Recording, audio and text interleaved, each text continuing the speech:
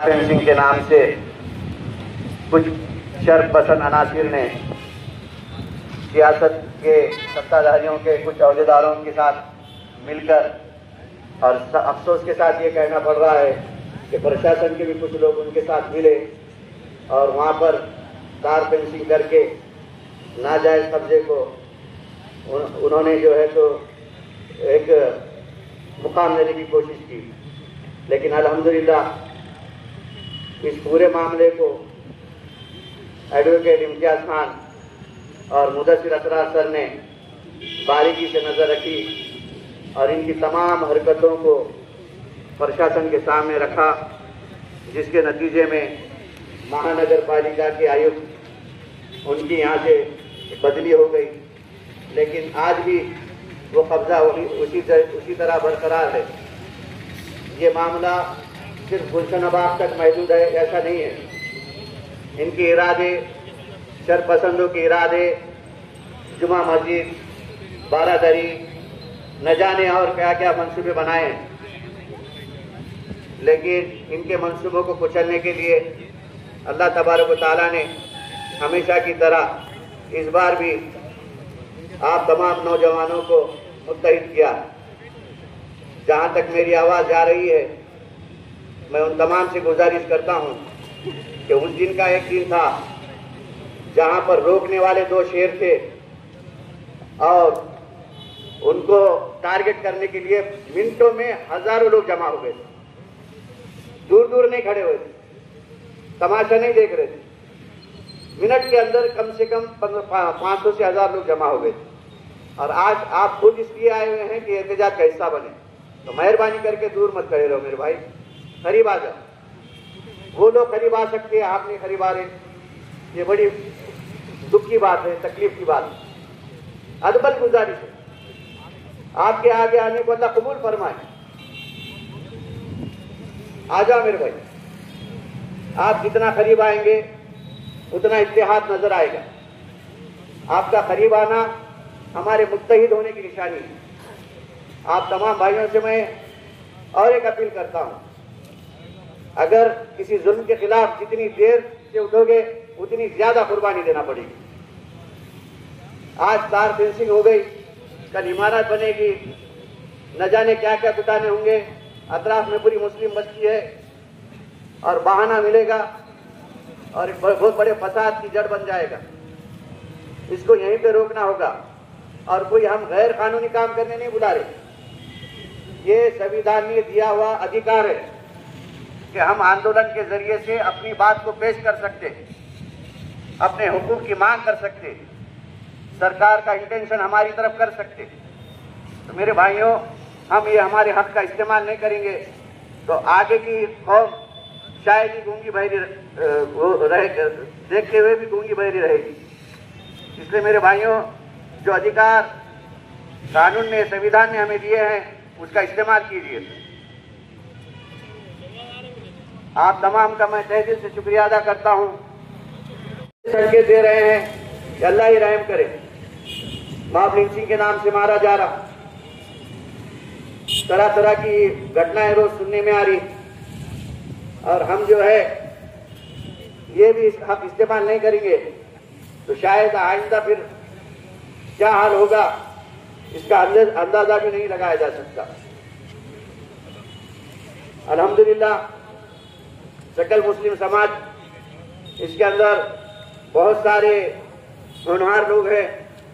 Advocate Imtiaz Khan है, जाफर खान साहब है, मुदस्सिर असरार सर है, उलमाओं की रहनुमाई जैसे हम हमेशा लेते आ रहे हैं, वैसे हमारे पास मुफ्ती जहांगीर नदवी साहब है। ये कोई आम लोगों की तंजीम नहीं है, आम लोगों के बुलावे पे आप नहीं आए, अल्हम्दुलिल्लाह मोतबर लोगों के बुलावे पे आए हुए। और ये जंग जो है सिर्फ एक नाइंसाफी के खिलाफ नहीं है। इंशाअल्लाह आने वाले वक्त में जब जब भी जरूरत रहेगी ये लोग इंशाअल्लाह हमारे साथ खड़े रहेंगे।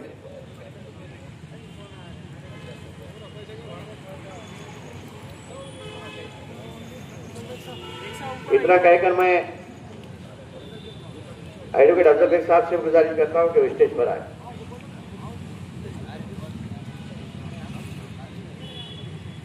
अभी हमने भारत के करोड़ों लोगों ने, सारे लोगों ने एक संविधान अपनाया और हम सब ने वो संविधान खुद पर लागू कर रखा है। यानी कि बात यह है, यहाँ पर ऊंच नीच नहीं होगी, भेदभाव नहीं होगा, यहाँ कोई छोटा नहीं होगा, कोई बड़ा नहीं होगा और ये देश कानून के राज से चलेगा। देश में कानून का राज चलेगा, किसी राजा का राज नहीं चलेगा, किसी पुलिस का राज नहीं चलेगा। ये देश पुलिस स्टेट नहीं बनेगा, ये हमने तय कर रखा है। इसमें कोई शक नहीं है कि पुलिस भी बनी है तो भारत के संविधान के अंतर्गत ही बनी है। अब बात यह है कि ये सीधी सी लड़ाई है कि अपने हक मांगने की। इस देश में बसने वाले हर जात के, हर धर्म के, हर मजहब के, हर रिलीजन के, हर इलाके के मानने वालों को अपनी अपनी श्रद्धा पर, अपनी अपनी अकीदत पर अमल करने का पूरा अधिकार इस देश का संविधान देता है। और अब हमारे शहर में कहीं कोई विकास तो नहीं होता है, लेकिन धर्म के नाम पर राजनीति करने का एक चलन चल पड़ा है। अभी देखने में आया है कि लगभग 2 महीनों से टप्पेवार शहर का वातावरण खराब करने की सोची समझी चालें चली जा रही है और ये चालें भारत के संविधान और भारत के कायदे के बिल्कुल पूरी तरह खिलाफ है।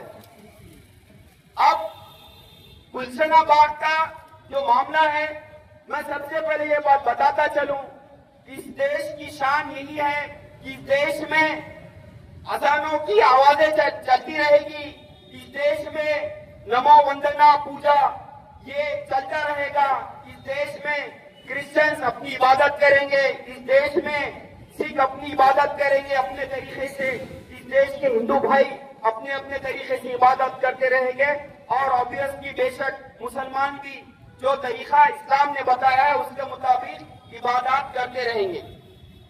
लेकिन सिर्फ कुछ लोगों को भड़का कर, कुछ लोगों को अपने फेवर में लाने के लिए यहाँ सिवाय राजकारण कर कुछ हो नहीं रहा है।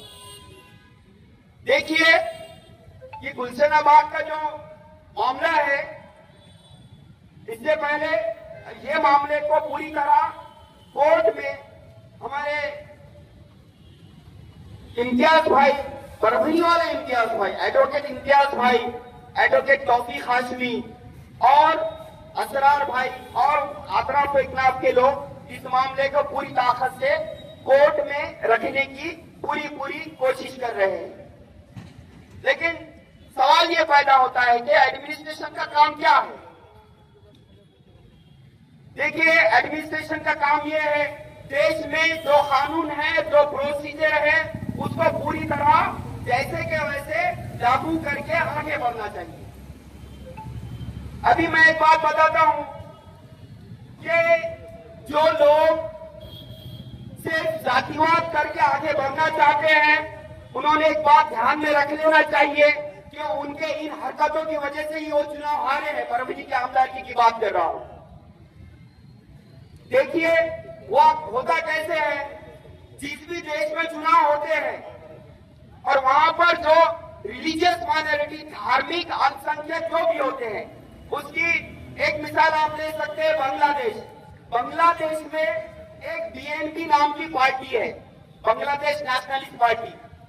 उस पार्टी को वहां पर कट्टरपंथी पार्टी माना जाता है।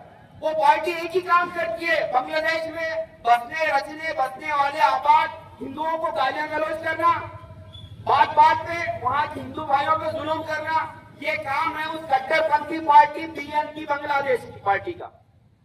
तो जब भी बांग्लादेश में चुनाव होता है तो वहां की माइनॉरिटीज, वहां बसने वाले हिंदू, क्रिश्चियन, SC ST के लोग उस पार्टी को एक भी वोट नहीं देते।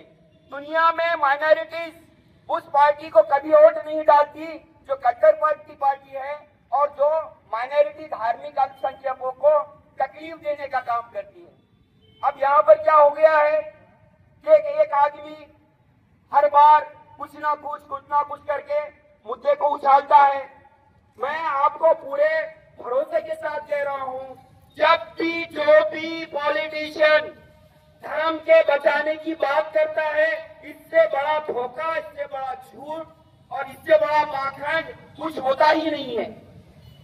अभी देखिए, इससे पहले एडवोकेट इम्तियाज खान, असरार भाई, फारूक ओबीसी और हमारे एडवोकेट तौफीक हाशिमी, असरार भाई, ये सब लोग जब कलेक्टर साहब के पास गए थे तो वहां आदर भाई, ये सारे लोग गए थे, तो उन्होंने वाज़ेह तौर पे ये कहा था कि जो प्रोसीजर है वो फॉलो करना चाहिए। कमिश्नर ने छुट्टी के दिन क्या क्या किया था ये सबको पता है। मैं आपको एक बात बता दूं कि परभनी का एक यूट्यूब चैनल है, परभनी महानगर, जिसे हमारे शेख इफ्तिखार भाई, उसके रूहे रवा है, वो बड़ी मेहनत से न्यूज कलेक्ट करते हैं। तो देखिए, परभनी महानगर में एक न्यूज पब्लिश हुई थी, वायरल हुई थी, क्योंकि इफ्तिखार भाई परभनी महानगर वाले उसी इलाके के रहने वाले हैं, उनको इसकी मालूमात अच्छी खासी है। उन्होंने अपनी न्यूज में ये बताया था कि इससे पहले वो मामले को लगभग सुलझा दिया गया था, जिसके तहत नगर पालिका में ये बात तय हो गई थी कि वहां पर स्नेक टेम्पल, नाग मंदिर के लिए लगभग 10 बाय 10 की जगह दे दी जाएगी। और सब ये मानते हैं कि कई लोगों के मैंने वीडियोस देखे और कलेक्टर साहब के पास भी ये कहते हुए सुना, ये शहर के जिम्मेदार लोग, ये वो गवर्नमेंट लैंड है। मैंने जो न्यूज सुनी मैं वो बात बता रहा हूँ, पेपर्स तो मैंने नहीं देखे। जुडिशियल वर्क हमारे एमिनेंट एडवोकेट इम्तियाज खान साहब और एडवोकेट तौफीक, ये दोनों देख रहे हैं, हमारे भाई बहुत मेहनत से काम कर रहे हैं। अब सवाल ये पैदा होता है कि जब ये मामला बहुत पहले लगभग हल कर लिया गया था, फिर उसके बाद उस मुद्दे को बार बार उछाला क्यों जा रहा है? सिर्फ और सिर्फ पॉलिटिकल बेनिफिट लेने के लिए यहाँ पर शासन प्रशासन इनको भी तो एक किस्म का तराजी हो रहा है। बार बार क्या है ये, पुलिस की गाड़ियां आ जाती है, पुलिस की डिप्लॉयमेंट हो जाता है, मच्छर काटते हैं और फिर पूरा सब होता है, पुलिस वहां कई बार लगी रहती है। अरे पुलिस फोर्स का और भी तो काम है, लेकिन राजकीय नेता गैर जरूरी ये मामले को उलझा रहे हैं। तो मैं महानगर न्यूज की बात कर रहा था कि महानगर में इफ्तिखार भाई ने जो डिटेल न्यूज जारी की थी, उसमें ये कहा था कि वो 10 बाय 10 की जगह देकर वहां पर ये मामला लगभग सुलझा दिया गया था। अभी देखिए, बात ये है कि भाई जब मामला सुलझ सकता था बातचीत से, तो बातचीत से मामला क्यों नहीं सुलझाया गया? और फिर उसको मुद्दा बना के वहां पर जोर से नारे लगाने से, मैं बार बार कह रहा हूं, इस धरती के असरात और तासीर प्लुरलिटी, अनेकता इस देश की शान है। यहाँ पर मस्जिद, मंदिर, चर्च, गुरुद्वारा, शिवालय, ये सब रहेगा। ये है, इसी को भारत कहते हैं। लेकिन भारत को हर बार गंदे और खड़खिलात पॉलिटिकल बेनिफिट के लिए दागदार किया जाता है, जख्मी किया जाता है। शासन प्रशासन का भी काम ये है कि आप पैदा हुए हैं भारत के संविधान की कोर्ट से। कोई अगर चीफ मिनिस्टर है या होम मिनिस्टर है या कोई भी मिनिस्टर है, वो भी शपथ लेता है भारत के संविधान की। अब जब यहाँ तक के कोई आमदनी का फॉर्म भरता है, तब भी वहां पर उसको ऐसी शपथ लेनी पड़ती है कि जो भी मामला मेरे पास सामने लाया जाएगा, मैं उसको बिना किसी भय या उसका निवारण करूंगा। मेरा कहना यह है कि शासन प्रशासन, तुम गुलाम हो भारत के संविधान के, तुम गुलाम हो, तुम नौकर हो भारत के प्रोसीजर लॉ के। तुम्हारा काम है पब्लिक ट्रैंक्विलिटी मेंटेन करना, लोगों को साथ लेकर। लेकिन आदमी को समझना चाहिए जो इस मुद्दे को बार बार कम्युनल कर रहा है, जातिवादी कर रहा है। अरे तू अगर ये नहीं करता तो 50-60 हजार वोट तेरे अपोजिशन वाले को नहीं चले जाते थे। तेरे इस हरकतों की वजह से 50-60 हजार माइनॉरिटी के वोट डर के चले गए और हमेशा ऐसा ही होने वाला है। अगर ये मुद्दे ये नेता नहीं छोड़ेंगे तो यहाँ पर की माइनॉरिटी ऐसे लोगों के खिलाफ ही उठाती रहेगी। अहम बात यह है कि ये लड़ाई लीगल है। लीगल लड़ाई सिर्फ एडवोकेट कोर्ट में नहीं लड़ते हैं। लीगल लड़ाई का अटूट हिस्सा होता है पुलिस प्रशासन, कलेक्ट्रेट। अब महापालिका के कार्य क्षेत्र में है तो कमिश्नर भी उसका हिस्सा है। एक अकेले आदमी के बस की भी बात नहीं है और एक अकेला आदमी कानून को पूरी तरह लागू भी नहीं कर सकता है। इसका मतलब यही हुआ है कि सब तालमेल से, अच्छी नीयत से अगर काम करेंगे तो ये मसला बड़ा है। हमारा मकसद ये यहाँ पर हमारे साथियों ने ये जो मामला रखा है ये भड़काने के लिए भी नहीं रखा है और भड़कने के लिए भी नहीं रखा है। लेकिन ये यहाँ किस लिए रखा है कि देखो इस देश के संविधान ने हमको हक दिया है अपनी बात पुरअमन तरीके से रखने की। और कुछ लोग होते हैं हवाओं के साथ और दिखाते हैं कि वह है चिराग के साथ। हवाएं कोशिश करती है चिरागों को बुझाने की, लेकिन ऐसे दोहरे लोग जो अंदर से हवाओं के साथ है और दिखाने के लिए चिरागों के साथ है, ऐसे लोगों से मेरी हाथ जोड़ के रिक्वेस्ट है कि आप सीधे सीधे खुल जाओ और हवाओं के साथ रहो। राजकारण से गंदा धंधा कुछ नहीं है। वो धंधा है लेकिन गंदा है और आजकल तो बहुत ही गंदा हो गया है। जो उठेगा वो सिर्फ एक धर्म के लोगों को कहेगा कि तुम्हारा धर्म धोखे में है, फिर कहेगा कि हम तुम्हारे धर्म की रक्षा करेंगे, हम तुम्हारे मजहब की रक्षा करेंगे, हम तुम्हारे रिलीजन की रक्षा करेंगे। ऐसा नहीं होता साथियों। किसी को अगर भारत बनाना है, आगे बढ़ाना है, क्या है ये 21वीं सदी में चाइना किधर चला गया, दूसरे ममालिक कहाँ चले गए। आज हम अगस्त 2025 में भी उन्हीं मुद्दों पर बात कर रहे हैं। ये बदमाशी है और ये बदमाशी तबाह करने वाली है और ऐसी तबाह करने वाली बदमाशी से बचने के लिए सबको जरूरी है कि भारत के मौजूदा कानून को जो लॉज है उस पर पूरी शिद्दत से, पूरी ईमानदारी से अमल करना जरूरी है।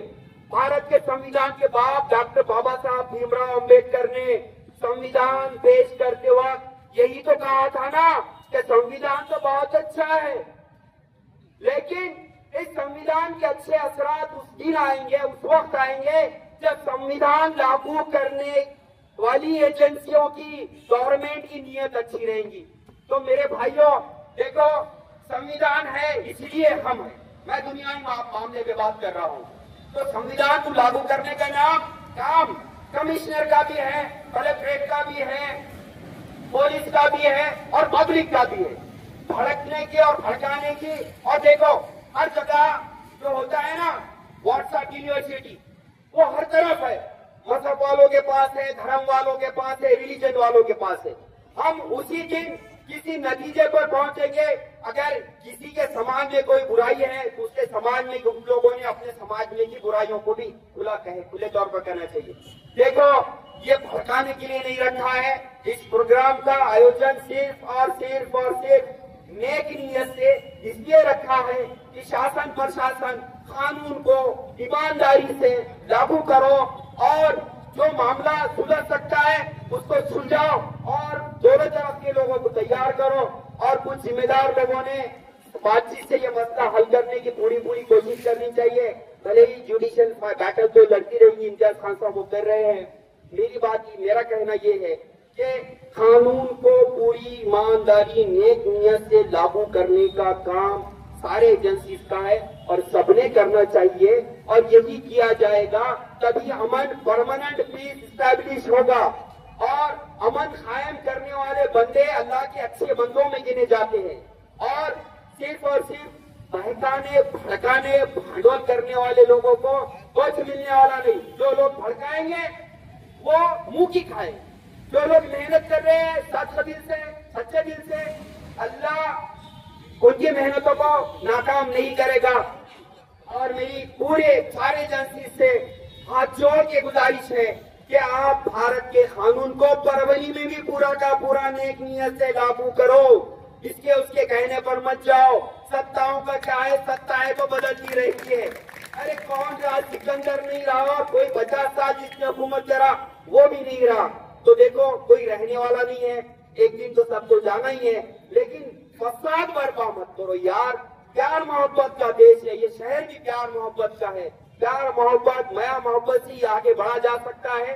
नफरतें फैलाओ मत। नफरतें इतनी फैल रही है, सर्वे है कि बीपी शुगर ये बीमारियां बढ़ रही है। किसलिए बढ़ रही है भाई साहब? ये सिर्फ और सिर्फ नफरतों की वजह से बढ़ रही है। नफरतें मत बढ़ाओ, प्यार मोहब्बत यही पैगाम आगे बढ़ाओ। और शासन प्रशासन से और एक बार विनती है कि बराए मेहरबानी तुमको जो सैलरी मिलती है ना, ये पब्लिक के टैक्स की सैलरी मिलती है। और ये आपको किसलिए देते हैं सैलरी? कि आप भारत के कानून को, सारे लॉज को, procedural laws, penal laws, constitution laws, सारे लॉज को आपने नेक नियत से पूरी खुले मन से लागू करना चाहिए। और ये हमारी रिक्वेस्ट है। देखिए, बहको मत, भड़को मत, भड़काओ मत। जय हिंद, जय महाराष्ट्र, अल्लाह। दरवेश साहब ने पूरी बात तफसील से कही है। मैं इमरान हुसैनी साहब से गुजारिश करता हूं कि वो व्यासपीठ पर आए, जनाब इमरान हुसैनी साहब। और आगे के लिए मैं युवा नेता तुषार गायकवाड़ साहब से गुजारिश करता हूं कि वो अपनी बात रखे। तुषार गायकवाड़।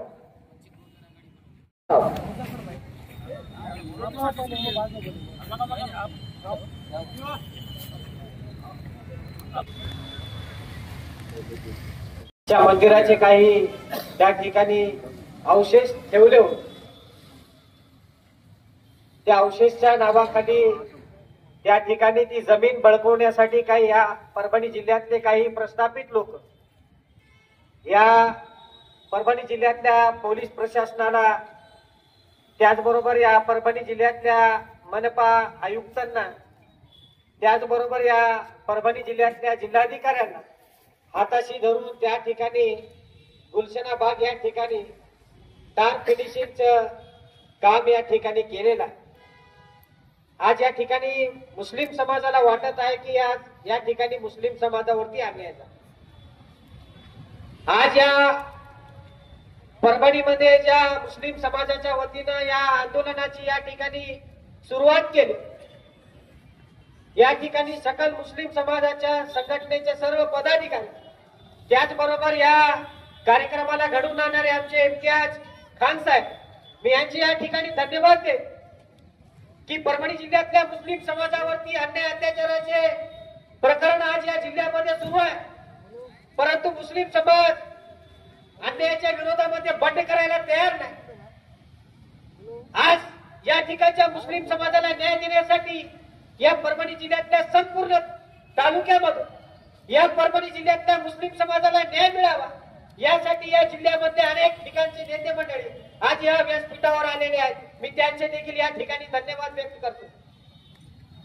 आज तुम्हाला माहिती आहे या परभणी जिल्ह्याचं वातावरण कडून करण्यासाठी काही प्रस्थापित लोक आज रस्त्यावर आलेले आहेत। आज या परभणी जिल्हा अशांततेत राहावा यासाठी अनेक नेते मंडळी या ठिकाणी काम करत आहेत। मला या विचार मंचावरून त्या सर्व नेते मंडळीला या ठिकाणी आवाहन करायचं आहे, जर तुम्हाला वाटत असेल की या ठिकाणच्या मुस्लिम समाजाच्या पाठीशी कोणी नाही, तुम्हाला वाटत असेल की आजपर्यंत आम्ही मुस्लिम समाजावरती अन्याय केला, परंतु या ठिकाणच्या मुस्लिम समाजाने तो अन्याय सहन केला, परंतु याद राखा या परभणी जिल्ह्यातल्याच नव्हे या देशातल्या संपूर्ण मुस्लिम समाजाच्या पाठीशी वंचित बहुजन आघाडीचे नेते आदरणीय बाळासाहेब आंबेडकर हे खंबीरपणे उभे आहेत, एवढं लक्षात घ्या।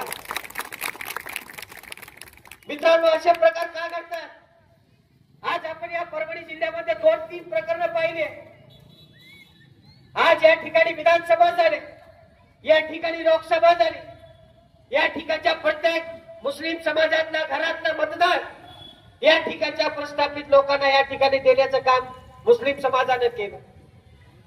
आज मला खंत वाटते की ज्या मुस्लिम समाजाने या ठिकाणच्या बंडू जाधवला निवडून दिलं, ज्या मुस्लिम समाजाने या ठिकाणच्या राहुल पाटलाला या ठिकाणी निवडून दिलं, परंतु आज मुस्लिम समाजाच्या न्याय हक्कासाठी आज हे विचारपीठ उभं केलं, परंतु मला या विचारपीठावर ते व्यक्ती मला दिसायला मिळालेले नाही.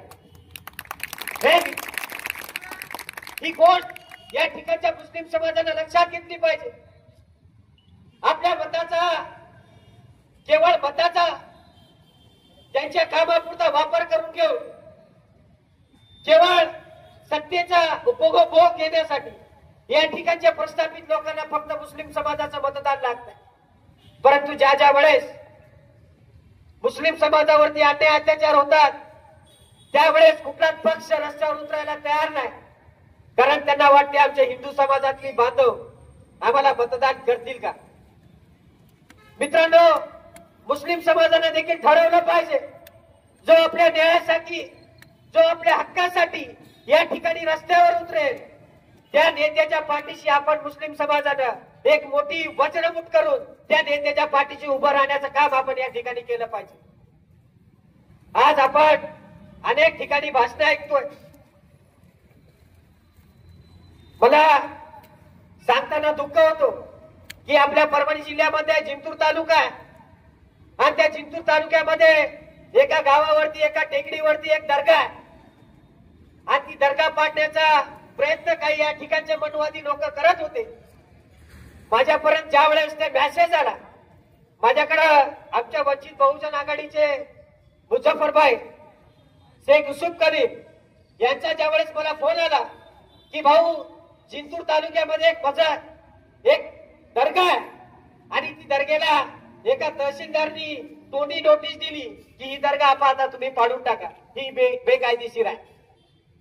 त्यावेळेस मी त्यांना त्या ठिकाणचा शब्द दिला की ज्या ठिकाणी ती दर्गा आहे त्या दर्गाला मला भेट द्यायची आहे आणि त्या ठिकाणच्या तहसीलदारला देखील मला या ठिकाणी भेट द्यायची आहे. ज्यावेळेस वंचित बहुजन आघाडीचं शिष्टमंडळ आम्ही जिंतूरकडे गेलो त्यावेळेस प्रत्येकाने पाहिले असेल की ज्या दर्गा पाडण्याचा प्रयत्न या ठिकाणचं मनवादी सरकार करत होतं, जी दर्गा पाडण्याचा प्रयत्न त्या ठिकाणचं प्रशासन करत होतं, त्या प्रशासनाला धडा शिकून ती दर्गा जशाच तशी ठेवण्याचं काम या ठिकाणी आम्ही या ठिकाणी केलेलं आहे. मित्रांनो, त्याचबरोबर परभणी मधलं प्रकरण जे नागोबाचं आहे, आता या ठिकाणी बीजेपीचा एक मोठा नेता काल परवा शिंदे गटामध्ये गेले. आज त्यांना वाटत असेल की आपण या ठिकाणी मुस्लिम समाजावरती अन्याय केला तर यांच्या पाठीशी कोणी उभं राहणार नाही. आज या विचारपीठावर मी आहे. समझने वालों को इशारा काफी है. मला या ठिकाणच्या जिल्ह्याच्या पोलीस अधीक्षकांना प्रश्न करायचा आहे.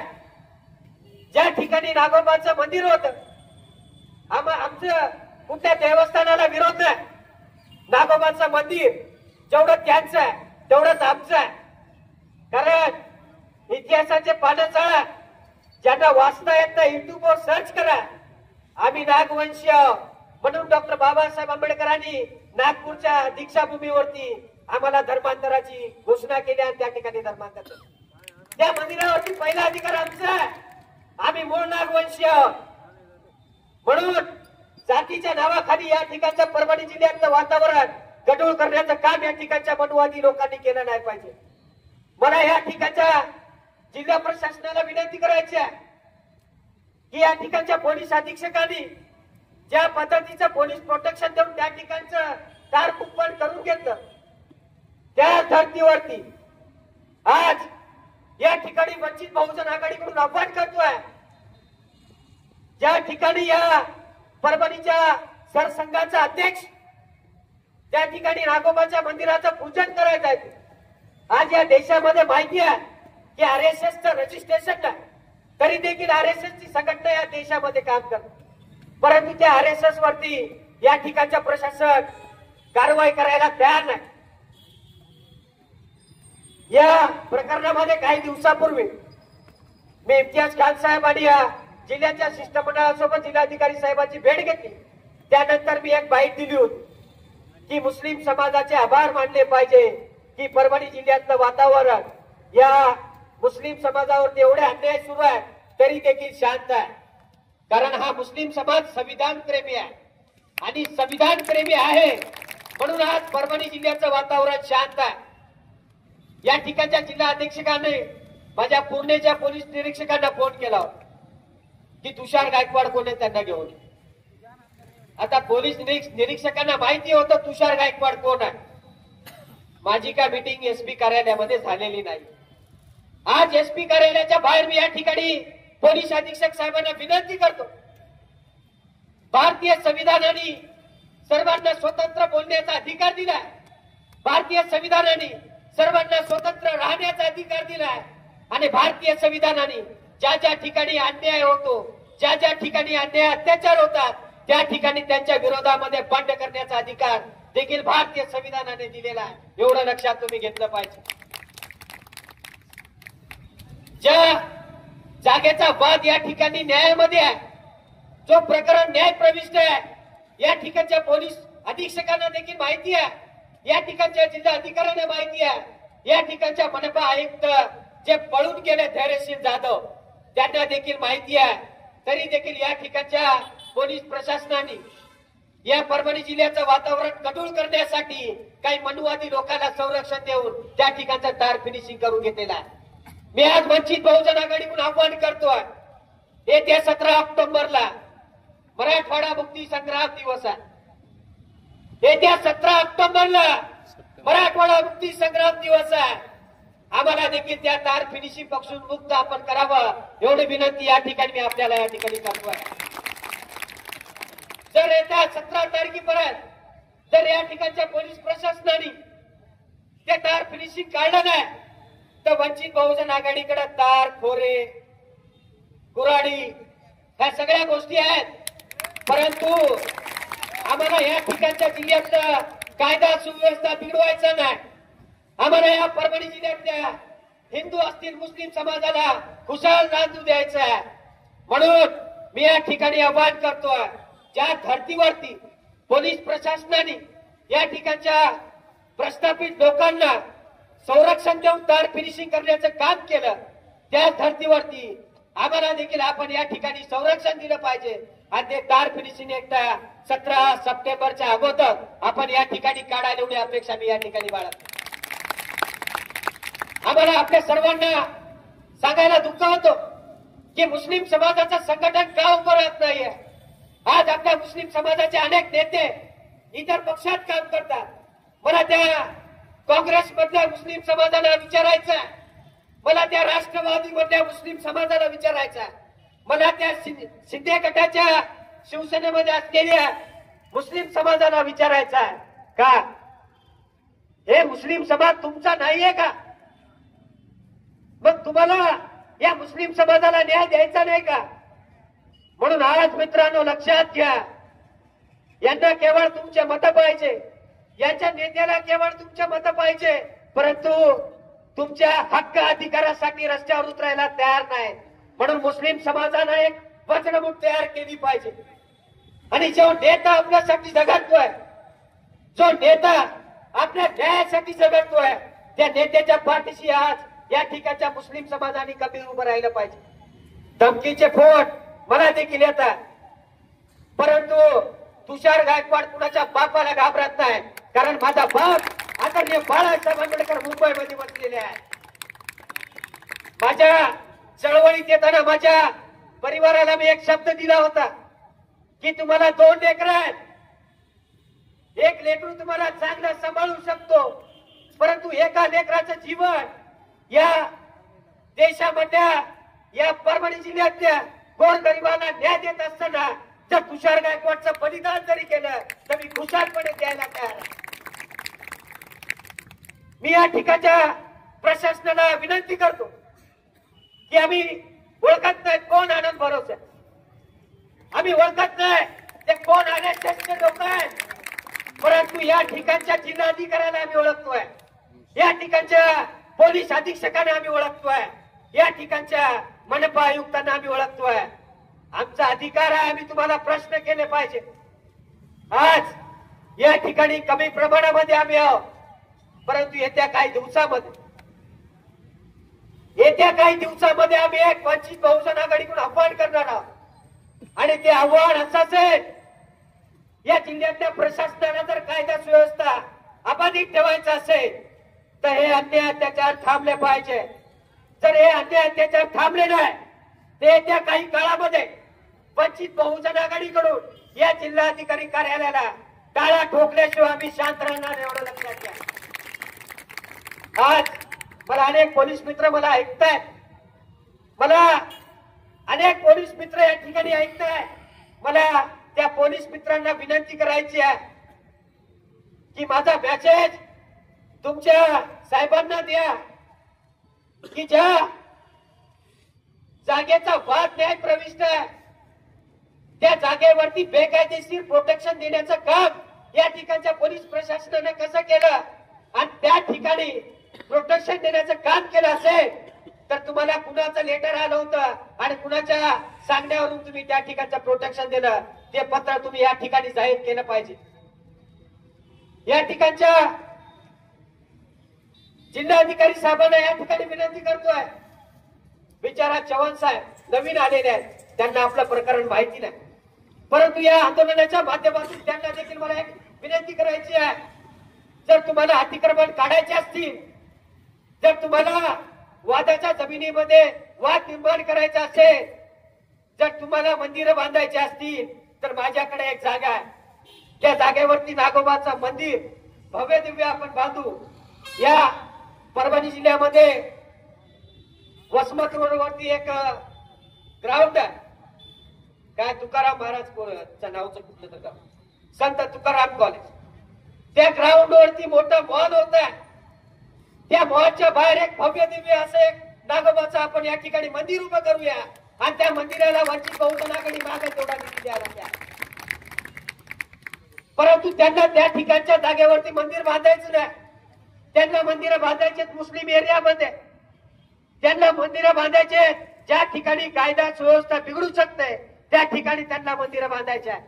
अरे मी मुस्लिम समाजासोबत चर्चा करताना मुस्लिम समाजाने मला सांगितलं, भाऊ मंदिर आहे आम्हाला हरकत नाही, कारण आमच्या पूर्वजांनी त्यांना ती जागा मंदिरासाठी दिली होती, परंतु त्याने जे बेकायदेशीररित्या त्या ठिकाणी टार फिनिशिंग केलं, आमचा विरोध त्या टार फिनिशिंगला, एवढं लक्षात घ्या.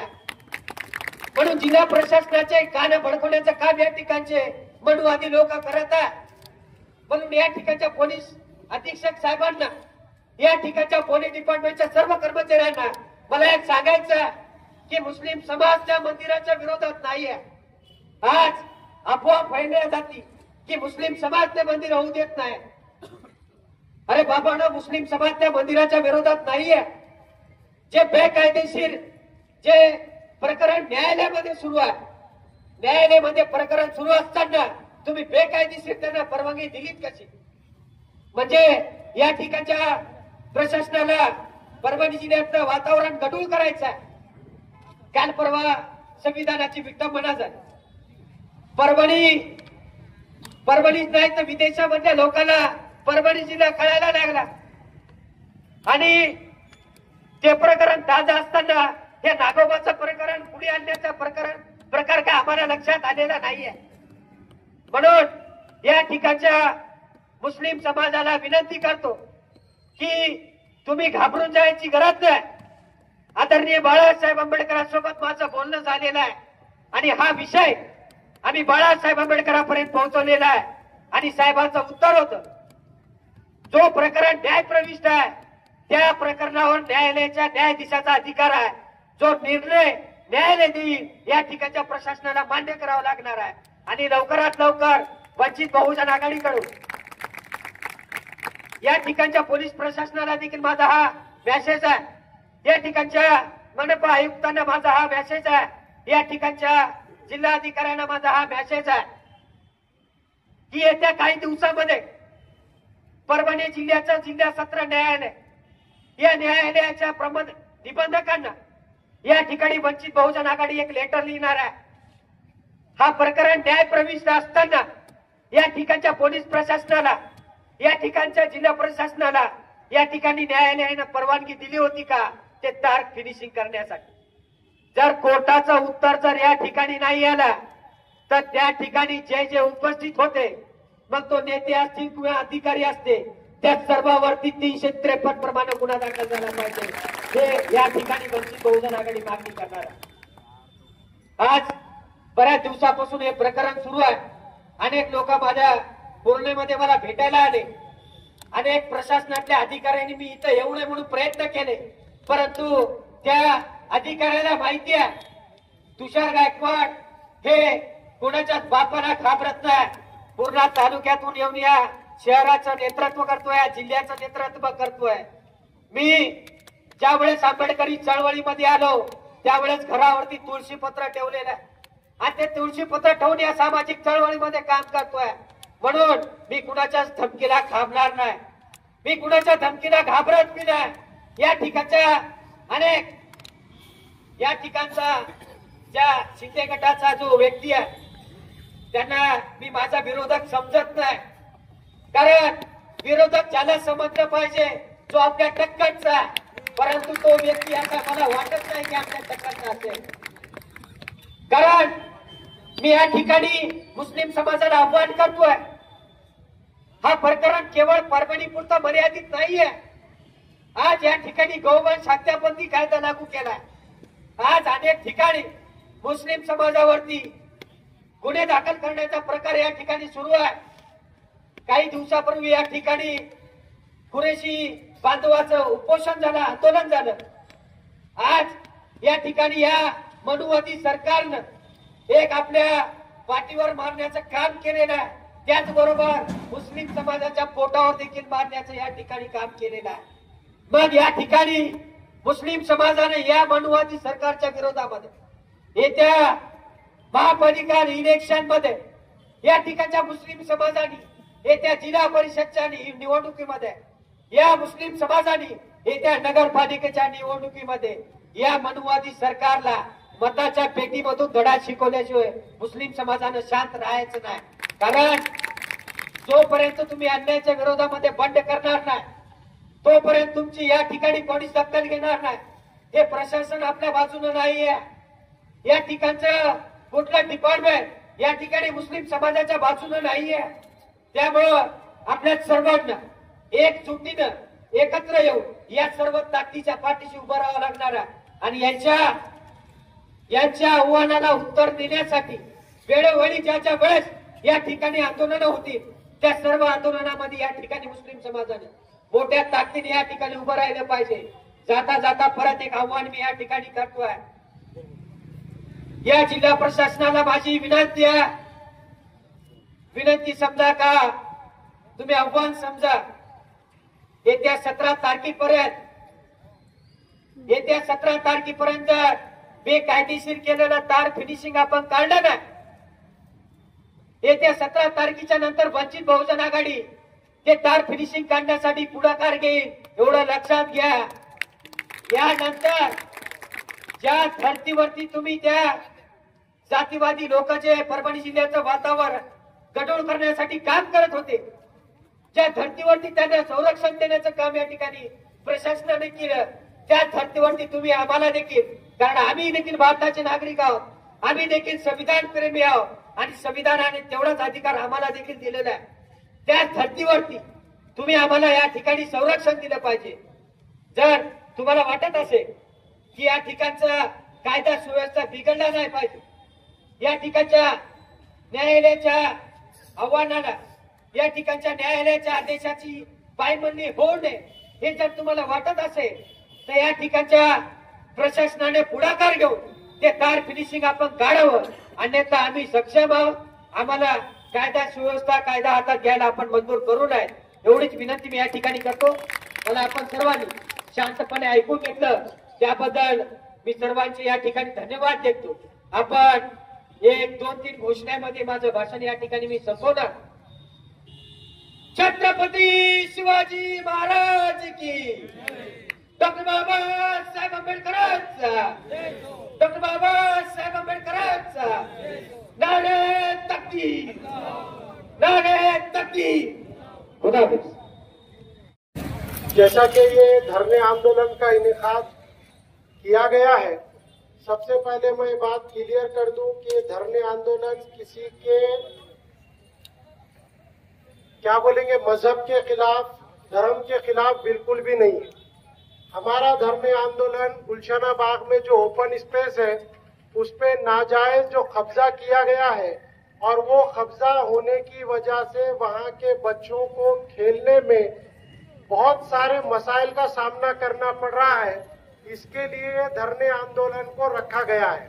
अब ये धरने आंदोलन गुलशना बाग वालों के लिए ही नहीं बल्कि पूरे परभनी वालों की जिम्मेदारी इसलिए बना क्योंकि ये जमीन पे जो कब्जे का मामला है इसको उन्होंने क्या किया, ऐसा बताए कि यहाँ पे मंदिर बांधने से रोक रहे हैं। हमारा मंदिर को विरोध नहीं है, जो स्थिति में मंदिर वहाँ पे है वो स्थिति में अगर मंदिर रहा तो हमको उससे कोई भी डिफिकल्टी नहीं है।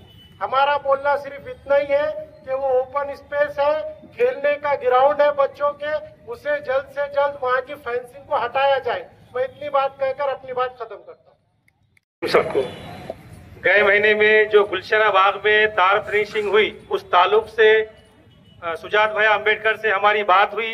अगर ये तार फिनिशिंग ये गवर्नमेंट नहीं निकालती है तो सुजात भैया के नेतृत्व में एक मोर्चा निकलेगा, जन आक्रोश मोर्चा। अगर उसमें कुछ गलत होता है तो ये प्रशासन की जवाबदारी रहेगी। यहाँ पर वकील साहब ने अजय देवगन, सुनील शेट्टी, देवान के नाम लिए मगर मोगली का नाम लेना भूल गए, जो चड्डी पहन के फूल खिलाए। मैं वो मोगली को भी बोलना चाहता हूँ कि परभनी का वातावरण खराब ना करे। जैसा सर ने कहा कि हमें मंदिर से कोई आपत्ति नहीं है, जो मंदिर पहले पोजीशन में था वही पोजीशन में रखो। हमको ना किसी के धर्म में हमको इंटरफेयर करने का कोई अधिकार नहीं है और वो मंदिर के लिए सकल मुस्लिम समाज उसका कभी विरोध नहीं करता। मगर जो मोगली जो काम कर रहा है और एक साथ में बगीरा एक है जो सुबह सुबह कहीं भी फोटो खींच लेता है और फेसबुक पे डालता है, वो बगीरे से भी ये कहना चाहूंगा कि जंगल में रहो, तुम्हारी जगह जंगल में है। अगर सिटी में आओगे तो वंचित बहुजन आघाड़ी को मालूम है कि आपको किस तरीके से वन विभाग के जरिए जंगल में भेजना है। मैं इतने अल्फाज कहेंगे सबको जय हिंद, जय महाराष्ट्र। अस्सलाम वालेकुम। सबसे पहले हमारे जाफर खान, मूसा खान और एडवोकेट इंचार्ज वकील साहब, इनका शुक्रिया अदा करता हूं। भाई, परभनी के हालात, देश के हालात, महाराष्ट्र के हालात, गली के हालात, दिल्ली के हालात आप सबको पता है। नागोबा मंदिर मुस्लिम की जगह है, ये भी सबको ही मालूम है। मगर ओरिजिनल ये है कि वहां पर एक वडर समाज का एक मूर्तिकार आया था। उस मूर्तिकार ने खलबट्टे, सील लोगों को बेच के एक बड़े पत्थर से, वो प्राचीन मंदिर नहीं है, वो आरजी मंदिर है। और 1985 के अंदर यूसुफ कॉलोनी के अंदर डॉक्टर रशीद साहब ने प्लॉटिंग किए थे। और मैं जब तालीम पाता था तो उस टाइम पे जाता था मैं कि भाई वो मूर्ति का रहने का बेचते बेचते एक दिन उसको गुस्सा आया, अपनी वो नागोबा की मूर्ति, सांप की मूर्ति बनाया और वहां छोड़ के चलेगा। अब वो ठीक है, लोगों ने वहां पर जानकारी कुछ नहीं करे, सोई भी कौम थी, सो गई भी थी। अब ये भाई को विधानसभा में इसको वोट नहीं डाले बोल कर चिड़ आ गई। भाई तेरे को नहीं डाले मगर तेरे भाई को तो डाले ना, तेरे बड़े भाई को एकजुट होके डाले। अब एक को पेशाब, एक को पैखाना का। स्टेट पे आने के वास्ते, कौम का मसले के वास्ते बहुत बड़ा जिगर लगता। और ये राजकारण हमाकू और तुम्हाकू समझना है। सर मूसा खान कि भाई हम किस दिशा में जाते, डरने वाली कौम तो है नहीं। फिरौन से नहीं डरे, यजीद से नहीं डरे कि कोई जुल्मकारी से डरे ही नहीं, क्योंकि शहादत का प्याला पीना मुसलमान का धर्म है, कर्तव्य है। हमारी खामोशी जो कि हम वोट के टाइम में क्योंकि आप पुलिस प्रशासन को है ये करते, दोषी ठहराते। भाई गुलशना बाग के अंदर उत्तर में न हिंदू है, न पश्चिम में है, न दक्षिण में है, न इसमें है, चारों तरफ से मुस्लिम है और बीच में नागोबा है। भाई वो मंदिर का भी विरोध नहीं कर रहे ना। मैं तो अपने पत्रकार में बोला था कि भाई हम वो मंदिर का भी विरोध नहीं करते, हम गणपति का भी विरोध नहीं करते, मगर गणपति लोकमान्य तिलक का होना चाहिए ना भाई। सार्वजनिक तिरंगा लगा दिए, देश की आजादी लड़े, हल्के नहीं लड़े क्या? अरे हमने भी उसकी कुर्बानी करे, अरे हमारे पुरखों ने भी कुर्बानी करे। अगर गांधी जी इस टाइम में अगर जिंदा रहते थे ना तो वापिस आने के अंग्रेजों के हवाले कर देते थे ये देश,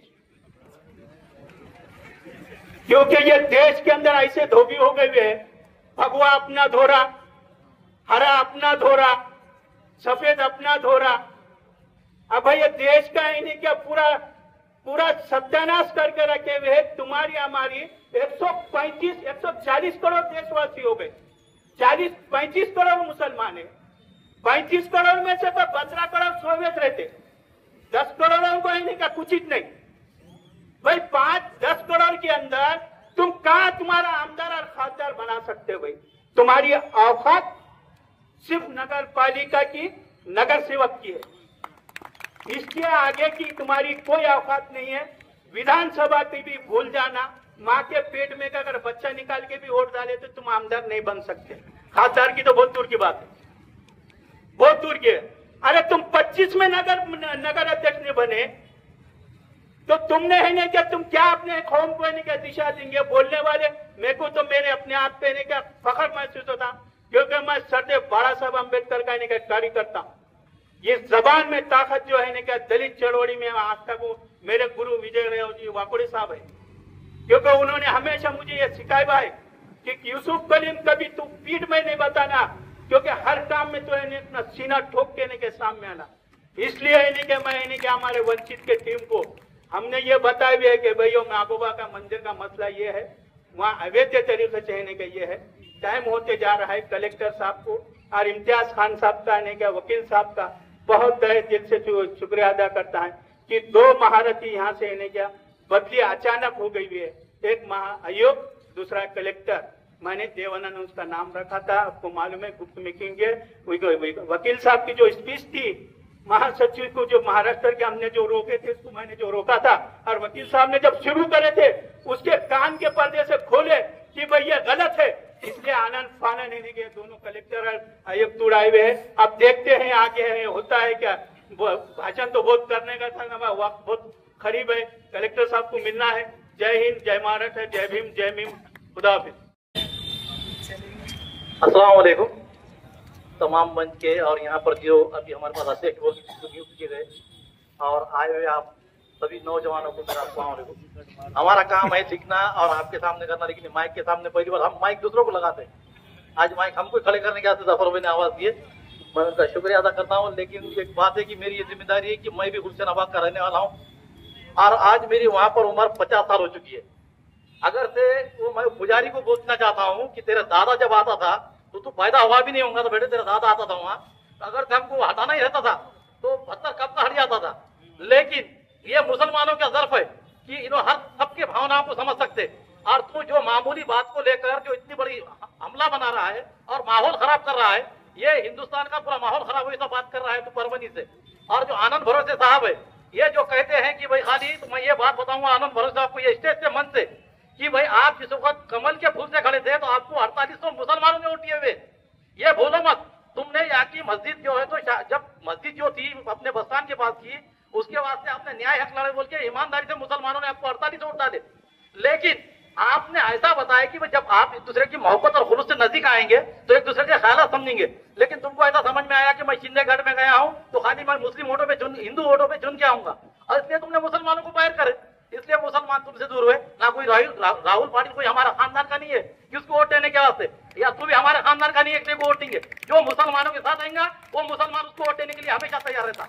तो ये मैं मन से ये बताना चाह रहा हूँ, जो भी लीडर है यहाँ पे बैठे हुए स्टेज पे भी, भाई आप ही मुसलमान है तो अगर से हमारा काम करेंगे तो हम तुमको वोट देंगे, न तुमको भी कल जूतों के ठोकरा में रखेंगे। ये हमारी बात है, क्योंकि सच्चा मुसलमान ही बता सकता है ये बात कि भाई उसकी तकलीफ क्या है। तुम पहले महल्ले के अंदर के जो रहते नगर से, हमारे अभी सलीम यूसुफ साहब ने बोले कि मुसलमान की औकात क्या है नगर सेवक तक, लेकिन अल्हम्दुलिल्लाह ऐसे भी यहाँ पे जंजू है जो कि हमारे मरहूम सज्जू लाला शमीम खान साहब ऐसे लीडर हो चुके हैं, और जो हमारे रहमान खान साहब यहाँ पे एमएलए बने हुए हैं, जनता से चुन के आए हुए, लेकिन उन्होंने कभी जातिवादी नहीं करे। जातिवाद का बीज कोई भी प्रयोग करेगा, लेकिन वो कुछ दिनों के लिए अच्छा रहेगा और मुरझाएगा तो बाद में ऐसा सड़ेगा कि उसकी बदबू आएगी। ये कोई भी समाज के लोगों ने समझना चाहिए कि भाई जो चीज है वो चीज को उसी तरह से रहना चाहिए। हर एक की श्रद्धा है। हमारा अगर से हम चाह रहे तो आज हम मेरी 50 साल की उम्र हो गई है, वो नागोबा का शेषराव भाऊ मरहूम, इन्होंने जो तो यहाँ पे जो नगर अध्यक्ष रहते हुए खासदार रहे, आमदार रहे, लेकिन जिस वक्त उन्होंने कहा था बोलते मैं तो मालूम नहीं कि मैं मुसलमान की ओर से चुन के नहीं आया। उनको बाद में लोगों ने भी अवकाश बताया कि उनको नगर सेवक को भी चुन के नहीं लाए। एक शिवसेना जिसके हम बताते थे कि भाई एक परेड में बोलते थे कि भाई मुसलमान की दुश्मन जो तो शिवसेना, लेकिन आज ये बात हो रही कि जो उसके अंदर आज मुसलमान जो तो पर ज्यादा से वोट दे रहे, क्यों दे रहे? इसकी वजह आपको भी सोचना चाहिए आनंद भरोसे साहब कि ये मुसलमान कौम ऐसी है जो हमदर्दी में आएगा उसके साथ आती है। तो ये जो भी जातिवादी लोग जो अपनी माहौल गर्म करने देख रहे हैं या रोटियां सीख रहे हैं, हमारा कहना यही है कि यहाँ पे गंगा जमनी तहजीब है परभनी में, अल्हम्दुलिल्लाह यहाँ के राष्ट्रीय एकात्मता के प्रतीक हजरत सैयद शाह तुराब उल हक रहमतुल्लाह को मानने वाली सभी समाज है। तो इसको यहाँ पर तुम जाति का पैर मत दो। और वो जो नागोबा का जिस तरह से GR में लिखा हुआ है, नगर पालिका में 1965 में जो शेषराव भाऊ देशमुख क्या से लिखा हुआ है कि नागोबाचा दगड़ और मोकली जागा किसको बोलते हैं? मेरे को ऐसा मालूम होता है यहाँ का जो तहसीलदार है राजापुर है, इन्हें बोलता है कि ट्रस्ट की जगह है। अरे भाई तू आके तुमको जो सरकारी ऑफिसर रहते हैं वो 3 साल के वास्ते बहुत होगा हमारे पास आते, उनको कुछ मालूम ही नहीं रहता। लेकिन हमारे मुसलमान के लीडर उनको कभी जाके नहीं बताते कि भाई क्या है। अब वो लोगों जैसे जाके बोले हो सब राजापुर ने बोल दिया, राजापुर ने कि भाई ये देखो ये जो तो ट्रस्ट की जमीन है। अरे ट्रस्ट कब बनी? ट्रस्ट जब बनी जिस वक्त ये लोग ये जो नया पैदा हुआ पोता है पुजारी का, ये पोतरा जो आया हुआ है पोतरा, उन्होंने बनाया ट्रस्ट। पहले कुछ भी नहीं था वहाँ पे अभी PR कार्ड मुसलमान का है, लेकिन हमने उसको भी नहीं जब कब्जा करन दिए। हमने बोले भाई वो आस्था का मामला है, वो झगड़ा है, वहाँ फतरा जो भी है उनकी जो है आते बेचारे नागपंचमी को पूजा करते चल जाते। हमने जितना हमने जो संभाल के रखा है तुम भी नहीं संभाल के रख सकते। आज 50 साल से हम संभाले, इसका मतलब लोगों हमारे कितना गर्व है।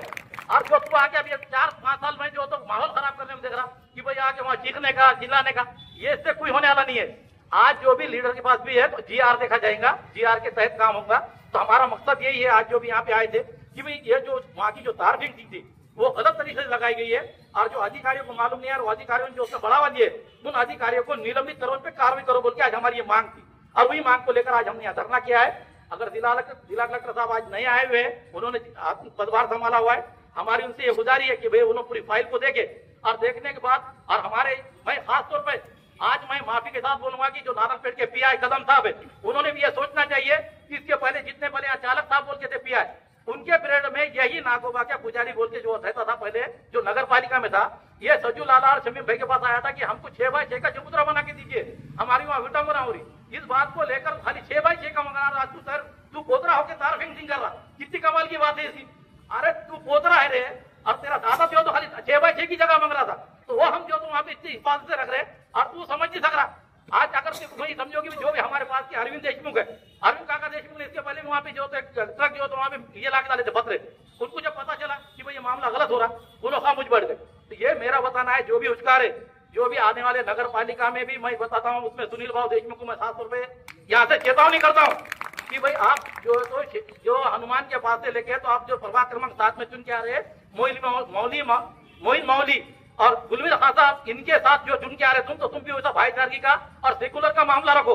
ऐसा नहीं कि भाई आए और आप जो तो आपके पास एक समाचार बोल के उसको मिले, आपको वोट से चुन के लाए हुए मुसलमानों ने।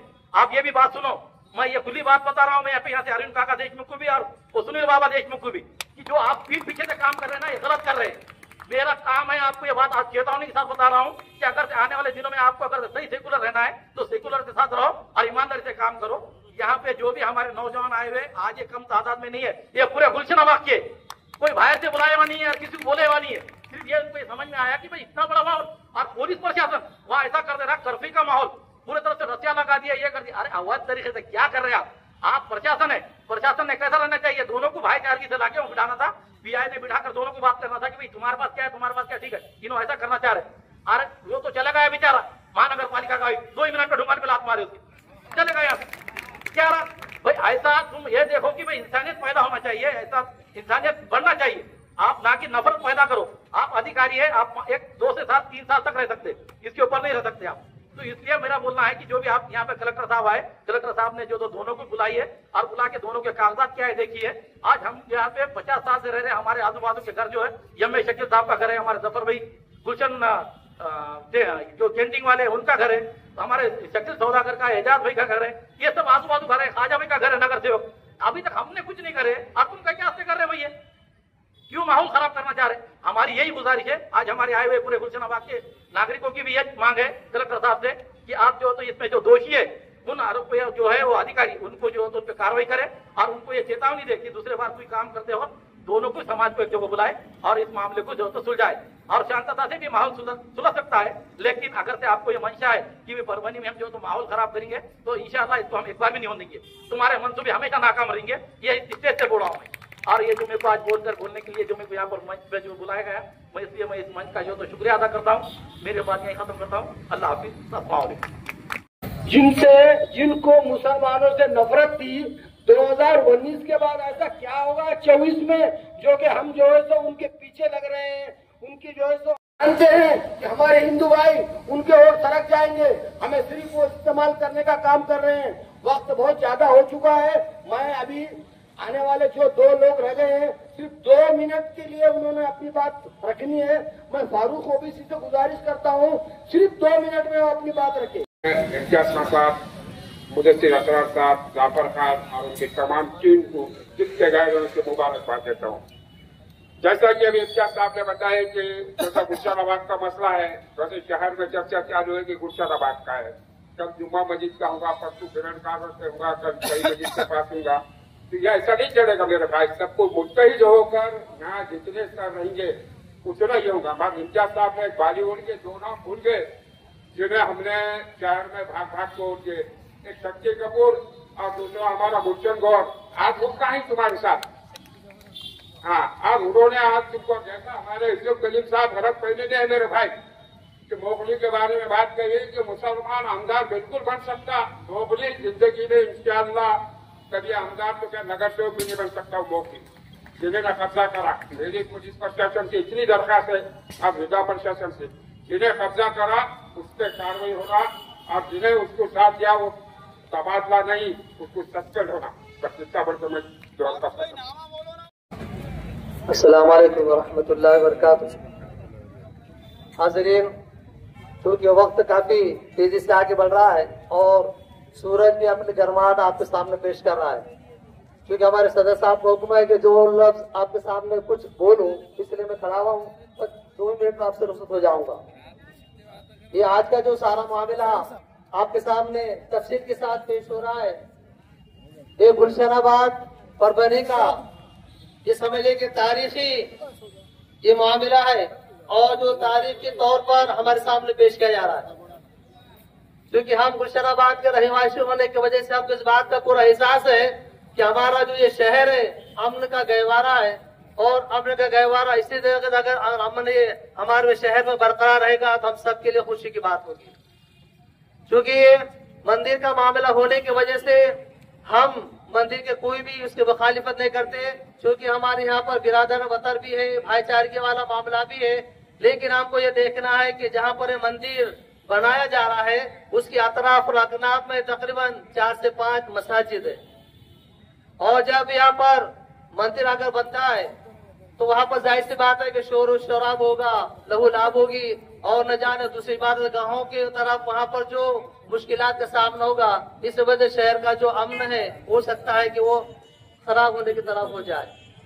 और ये मामला अगर हमारे सामने आता है तो हमारा जो कुछ भी हमारे तमाम यहाँ पर भाई प्रशासन से यही निवेदन कर रहे हैं, गुजारिश कर रहे हैं कि जिस तरीके से है उसी तरीके से रखा जाए और जो अमन जो बरकरार है उसी तरीके से रखा जाए, ताकि हमारे शहर को किसी की नजर न लगे। नजर लग जाएगी तो जाहिर सी बात है कि नजर बद की वजह होने की वजह से बड़े से बड़ा पत्थर ही फूट जाता है, तो दिल की कौन सी बात है। यही हमारी गुजारिश है। बहुत सारी बातें आपने सुनी, हम ये नहीं चाहते कि 2-2 मतलब वही बात को दोहराया जाए। इसके बाद आगे कार्रवाई के लिए हमारे जो आज के जो निजामत करने वाले जाफर उससे गुजारिश करूंगा तो बोले। बिस्मिल्लाहिर्रहमानिर्रहीम। देखिए, बहुत तफसील से जनाब बेग साहब ने, इम्तियाज खान साहब ने और दीगर हमारे रुफका ने बात रखी। बार बार बात रखना जरूरी भी नहीं है और हमें ज्यादा बात करने का शौक भी नहीं है।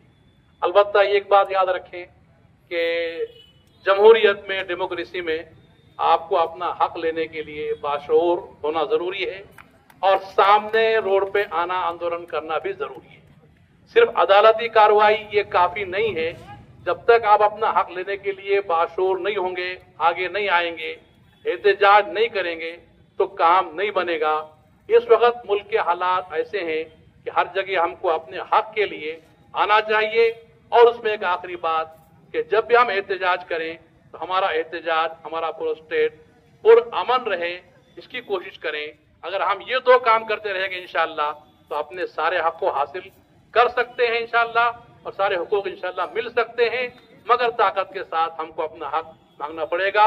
इम्तियाज खान साहब और उनके रफका बड़ी मेहनत से काम कर रहे हैं, हम उनके साथ हैं इंशाअल्लाह।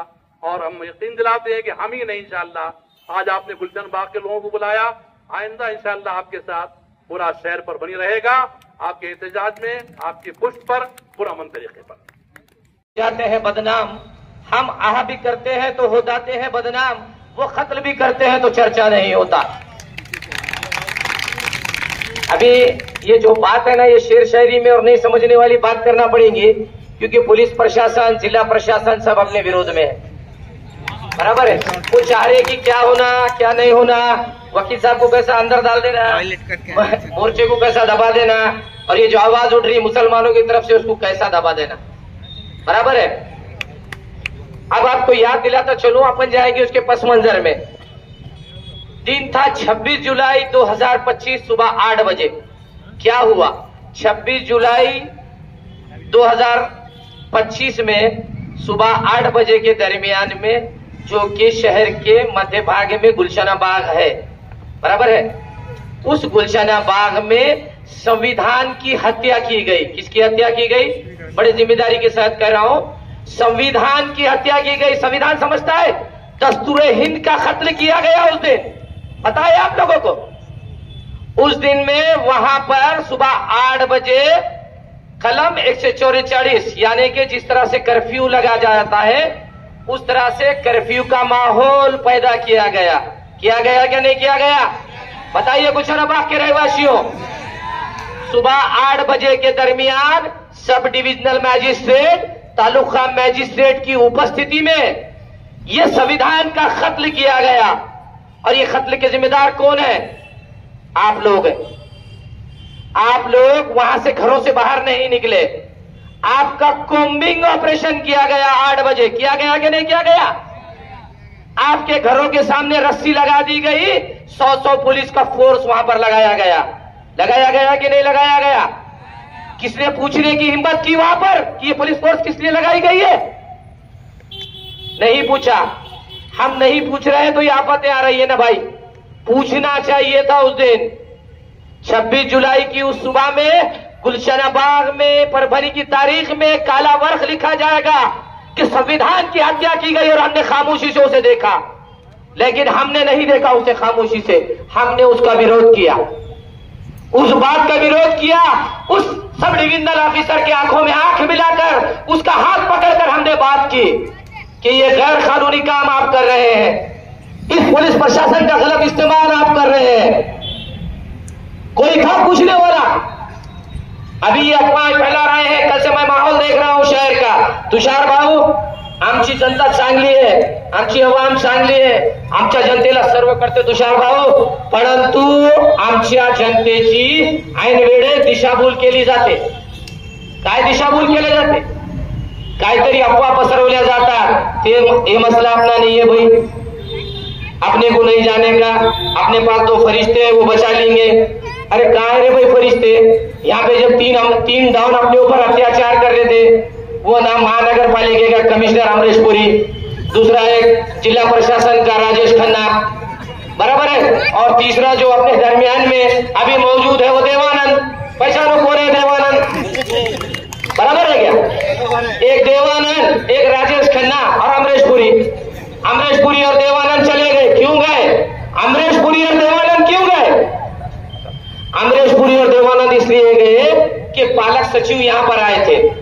मैंने पालक सचिव से कहा परभनी में 27 के दिन उनकी यहाँ पे मीटिंग थी, मिलने नहीं दिया गया मुझे, लेकिन मैंने जबरदस्ती घुसकर पालक सचिव दीपक शर्मा साहब से मुलाकात की और उन्हें कहा कि साहब ये मैटर सब जुडाइज है, सिविल कोर्ट के पास पेंडिंग है और वर्शिप एक्ट 1991 ये कहता है कि जो धर्म स्तर जैसा है उसकी स्थिति वैसी रखी जाए।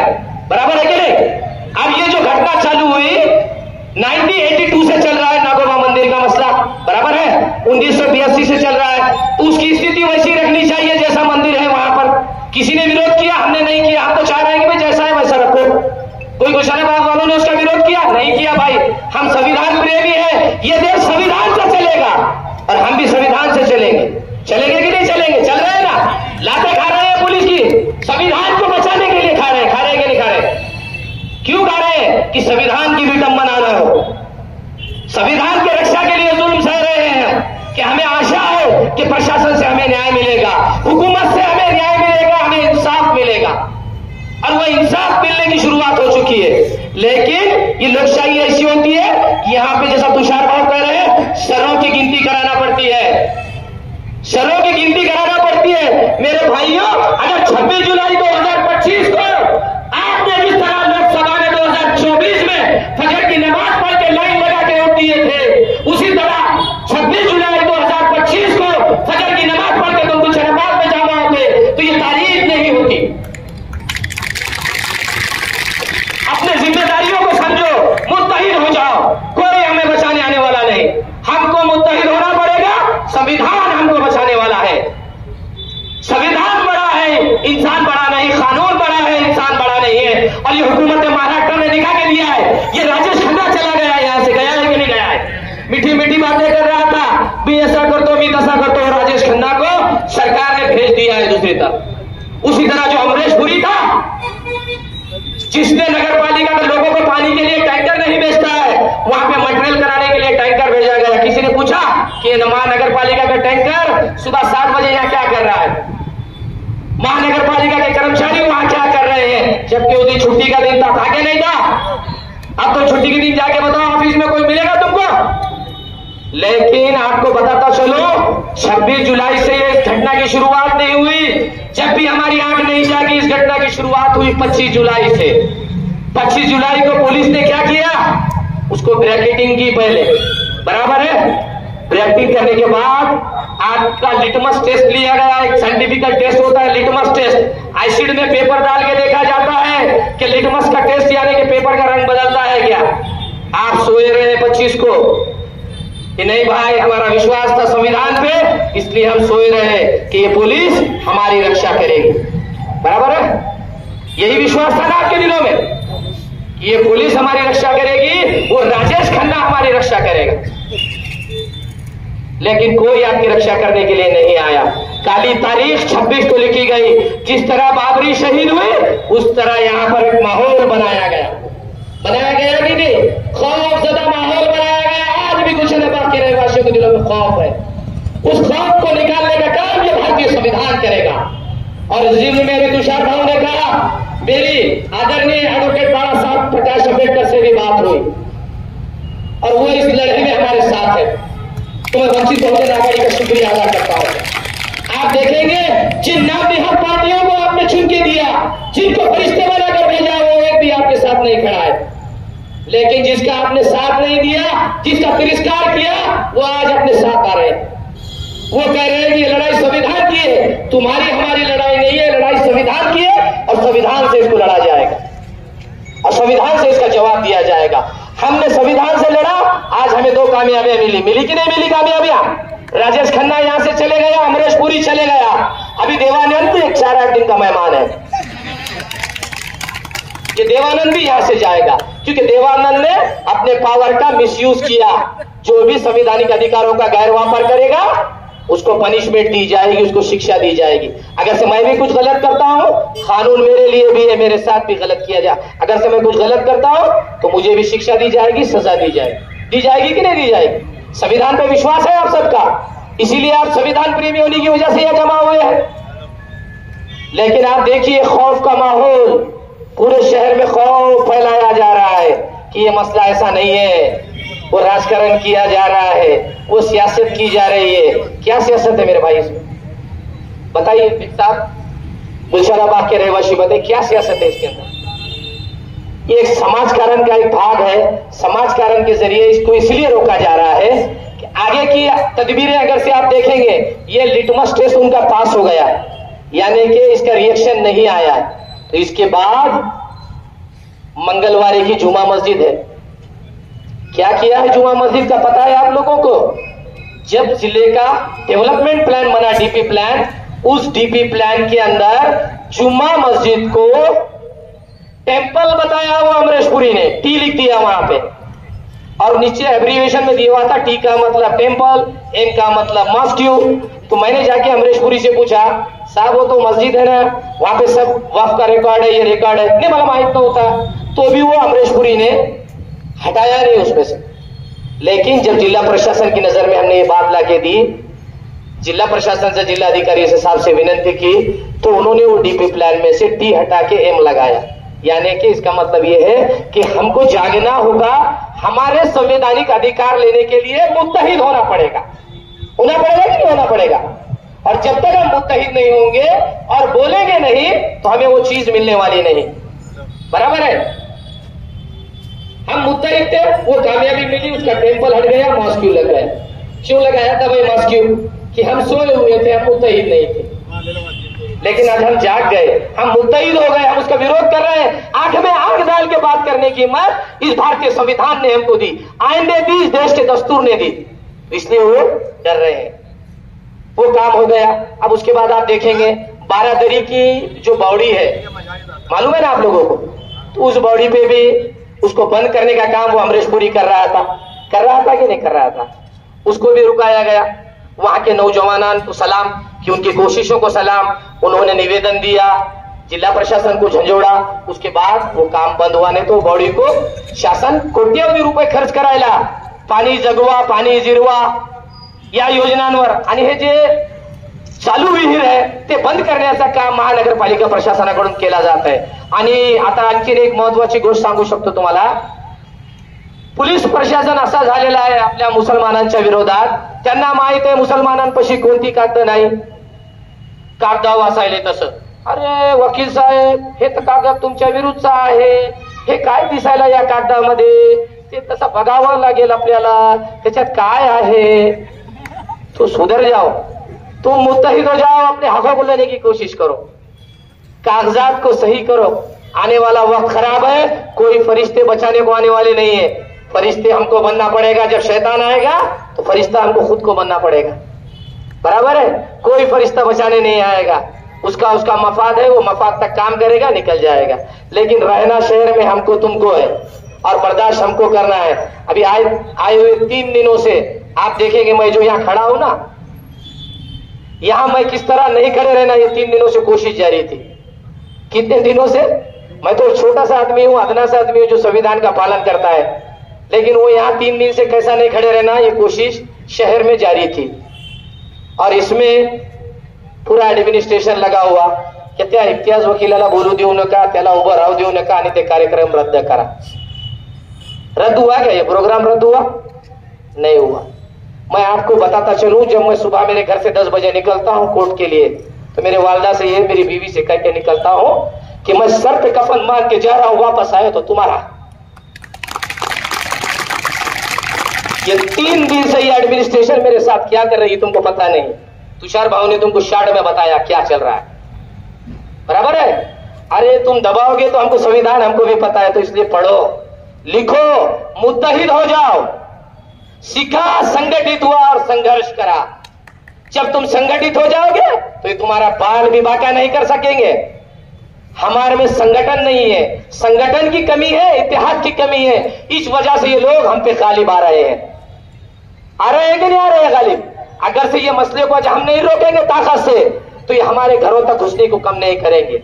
हमने तो अपनी जिंदगी वक्फ कर दी, वक्फ की जायदादें हड़प करने के लिए वक्फ की, कौम के लिए वक्फ की। हम काम करेंगे, सदैव रास्ते पे रहेंगे और आपके दरमियान में रहेंगे। हमें कोई लालसा नहीं है कि इलेक्शन लड़ना है, नगर सेवक बनना है और नगर सेवक जाना है। आपके दरमियान में कहता हूं कि मैं कैसे निवडणूक लड़ने वाला नहीं हूं। अभी बहुत सारे ये भी फैला रहे कि वकील साहब आ रहे, गुलशना बाग से लड़ते कि क्या है कि लफड़ा उठा देते कि क्या है कि। तो मैं आपको बताता चलो, मैं कैसे भी नगर सेवक की निवडणूक लड़ने वाला नहीं हूँ। अपने पास इतना चेहरे भाई नगर सेवक के ऊपर जाते नहीं, नगर सेवक वो भी कागज उल्टा पकड़ते हैं वहां जाके। आप पुलिस वाला अपने को बताता कागज पढ़ के आडा ऐसा है यार तुम्हाला माहित नाही असा झालेला आहे, वो कांस्टेबल बोल के 12वीं को लगे आला और रोज अपने को कागजात से करा रहे डबल ग्रेजुएट पेक्षा मैं ट्रिपल ग्रेजुएट, हम यहाँ बैठे आले वहाँ कोर्टा चला रहे 20-20 साल से, डिस्ट्रिक्ट जजों के सामने बहस कर रहे। और ये साला मामूली अपने को शिकारा ये कागद असा आहे बोलायचं नाही, कशामुळे ये तुमच्या नरकट्टेपणामुळे। जब तुम अगर से हमारे पीछे खड़े रह जाएंगे ना, इनकी मजाल है क्या ऐसा बोलने की, है क्या बोलो? तो मुत्तहिद हो जाओ, इतिहाद का सबूत दो, और इतिहाद का सबूत देने के बाद जब इतिहाद होगा, थे मुत्तहिद तो जमाने पे छा गए, थे मुत्तहिद तो जमाने पे छा गए, बिखर गए तो ठोकरों में आ गए, वो हाल हो जाएगा। मुत्तहिद हो जाओ, इतिहाद को कायम रखो। और 1-2 मिनट में आपको इसकी पार्श्वभूमि सुनाता हूँ कि गुलशना बाग का किस्सा क्या है। ये जो आपके दरमियान में अब मीर सादिक मीर जाफर तो नहीं बोलना पड़ेगा, वो पुराना हो गया। मीर सादिक मीर जाफर बोल तो छुटका लग रहा है, अपने जमात को बोल रहे हैं। ये जो डाउन है ना, डाउन लोग अपने दरमियान में भू माफिया, प्रशासन के पैर चाटने वाले, तलवे चाटने वाले लोग, ये क्या भरम फैला रहे अवाम में। अरे जान दो ना भाई, वहां छोटा सा गार्डन बना देंगे, रास्ता दे देंगे, ऐसा कर देंगे, और करना भी भाई कौन होगा फिर? कौम को तो काम की सब जरूरत है ना यार भाई, करना फिर गार्डन बनाना जल्दी से। वहां कहाँ गया था उस सुबह 27-26 की सुबह में, जब अवाम को तेरी जरूरत थी तो तू कहाँ गया था भाई? किधर था तू? तू अजय देवगन, तू सुनील शेट्टी यहाँ बन के आ रहा, वो जब कहाँ गया था भाई? बराबर है क्या? वो अमरीश पुरियों को रोकने को क्यों नहीं आया भाई तू? जब अभी बात है वहां ऐसा कर देंगे, यहाँ ऐसा कर देंगे, कुछ नहीं। इसमें कानूनी लड़ाई लड़ना है, और लोकशाही ने जो हमको हुकूक दिए वो लड़ाई लड़ना है। और इस लड़ाई में आपका साथ दरकार है, यानी कि आप अगर से साथ रहेंगे, हिम्मत देंगे, तो इंशाल्लाह ये लड़ाई हम जीते। पार्श्वभूमि क्या है, वो जमीन किसकी है? अभी आपको बताता चलो, वो जमीन का मूल मालक है मोहम्मद खान नबी खान पठान। 1973 से इनके पास उस जगह का खरीदी कर बोले तो समझते रजिस्ट्री, इनके पास रजिस्ट्री है। रजिस्ट्री होने के बावजूद नगर पालिका में उन्होंने नाम लगाया। नाम लगाने के बाद उस जगह पे जो पत्थर रखा गया नागोबा का, ग्राम दैवत उनका, ठीक है होगा ग्राम दैवत का पत्थर रखा गया, तो वो मानने हैं ना भाई, ठीक है पत्थर है, लेकिन ये प्लॉट जो है मोहम्मद खान साहब का, इसका सिटी सर्वे नंबर है प्रॉपर्टी का, नगर पालिका घर नंबर 302, और इसका सिटी सर्वे नंबर है 203, उसका उल्टा। अब इसमें क्या हुआ, जब 1982 में सिटी सर्वे वाले, अब हम ये बात प्रशासन को बता रहे, तो साला वो आमटे को वैसा समझ रहे ना, वो उल्टे कागदा पकड़ने वाले, वकील साहब ते असा झाला हो, ते तसा झाला। 1982 में क्या हुआ, सिटी का सर्वे हुआ। हर 20 साल के बाद महसूल revenue Maharashtra land revenue board ये बोलता है कि प्रॉपर्टीज का सर्वे होना चाहिए, लैंड रेवेन्यू कलेक्ट करने के लिए उसका लैंड रेवेन्यू बढ़ाना चाहिए। तो असेसमेंट होता है प्रॉपर्टी का। जब सिटी सर्वे के जरिए से असेसमेंट हुआ, अब जब हम ही पढ़े लिखे नहीं है, तो ये 1975 में 73 में नबी मोहम्मद खान साहब पढ़े वाले होंगे क्या भाई? अंदाजा लगाओ नहीं होंगे। तो मोहम्मद खान साहब बाजार में चारा लाने को, कुछ तो भी लाने को चले गए, वो सिटी सर्वे वाला आगा। अब सिटी सर्वे वाला आया तो एक हजरत ने, बाजू वाले ने बोले कि भाई ये जगह मोगली है। क्या बोले उन्होंने? ये जगह ऐसी मोगली है साहब, कोने में छोटा सा घर। तो सिटी सर्वे वाले ने लिख दिया ये मोगली जगह है, मोगली जगह है, सिटी सर्वे ने लिख दिया। अब मोगली जगह में कोने में मोहम्मद अली खान साहब का इधर छोटा घर, उधर से कोने में नागोबा ग्राम दैवत, बराबर है। अब वो हो जाने के बाद सिटी सर्वे में लिख दिया। अब मोहम्मद अली खान साहब की नींद जागी नहीं, उन्होंने जाके सिटी सर्वे में देखे नहीं क्या लफड़ा हुआ क्या नहीं। अब ये जो रोज उन्होंने रेगुलरली पंक्चुअली जो अर्चना पूजा करते, उन्होंने देखे भाई ऐसा ऐसा होगा सिटी सर्वे में। उन्होंने पकड़ के निकाली कि कब्जेदार नागोबा मंदिरचे अर्चक बोले तो पुजारी को बोलते। पुजारी कौन है भाई? उसके भानुदास कड़नोर।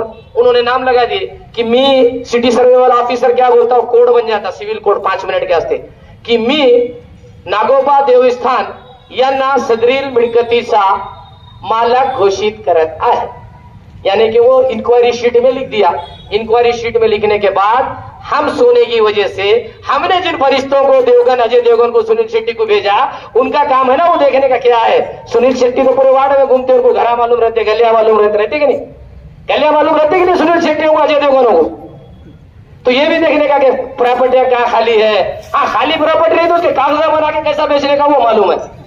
आप उसमें कब्जा आ गया, वो जाके देखे नहीं देखे तो उसमें प्रॉब्लम क्या हो गया, उन्होंने देवस्थान का नाम लगा लिया, वो पीआर कार्ड चैरिटी कमिश्नर में दे दिया। चैरिटी कमिश्नर ने इंक्वायरी नहीं की, चैरिटी कमिश्नर में एड्रेस बताए वांगी रोड परभनी। किस्सा पूरा सुन लो कि किस तरह से कागजों में गड़बड़ की जाती है और अपने को डराया जाता है, खौफ दिखाया जाता है। कागजों में लिख दिए नागोबा देवस्थान वांगी रोड परभनी। धर्मादा आयुक्त कार्यालय में बता दिए साहब ये हमारा पीआर कार्ड, ये हमारी प्रॉपर्टी। धर्मादा आयुक्त कार्यालय में वो मिलकत लग गई नागोबा देवस्थान के नाम। कोई ने ऑब्जेक्शन लिया? कैसा लेगा भाई, अपने गुलशना बाग में हो रहा क्या ये इसलिए मालूम, तो वांगी रोड का कौन देखेगा, है कि नहीं। तो ये ऐसा हुआ, कोई ने देखा नहीं, वहां पे चैरिटी कमिश्नर में प्रॉपर्टी लग गई। अब प्रॉपर्टी लगने के बाद रास्ता बंद हो जाएगा, पूरी शीट 220 स्क्वायर फीट का वो प्लॉट है, 220 स्क्वायर मीटर का प्लॉट है, बराबर है। अब उसके आजू बाजू में सामने से घर है, लेफ्ट साइड में घर है, तो हमने क्या करे, जो आजू बाजू के शेजारी है भाई तुम्हारा रास्ता बंद हो जाएगा, तुम्हारे ईजमेंट्री राइट है कि तुमको रास्ता देना चाहिए। तो उनका रास्ते का एक केस हमने कोर्ट में बना के कोर्ट में डालने के बाद अभी वो दावा चल रहा है जिसका RCS नंबर है 99/2023। ये दावा चल रहा है शेख हबीब साहब के नाम से हमने दाखिल किया, अभी 13/9 उसमें तारीख दी। ये दावा न्याय प्रविष्ट है, बराबर है, पार्श्वभूमि बता रहा। इसके बाद ये जो इन्होंने 420 की अपने अजय देवगन, सुनील शेट्टी सब सो जाने के बाद, तो वो 420 के खिलाफ हमने एक फिरियाद दाखिल करे।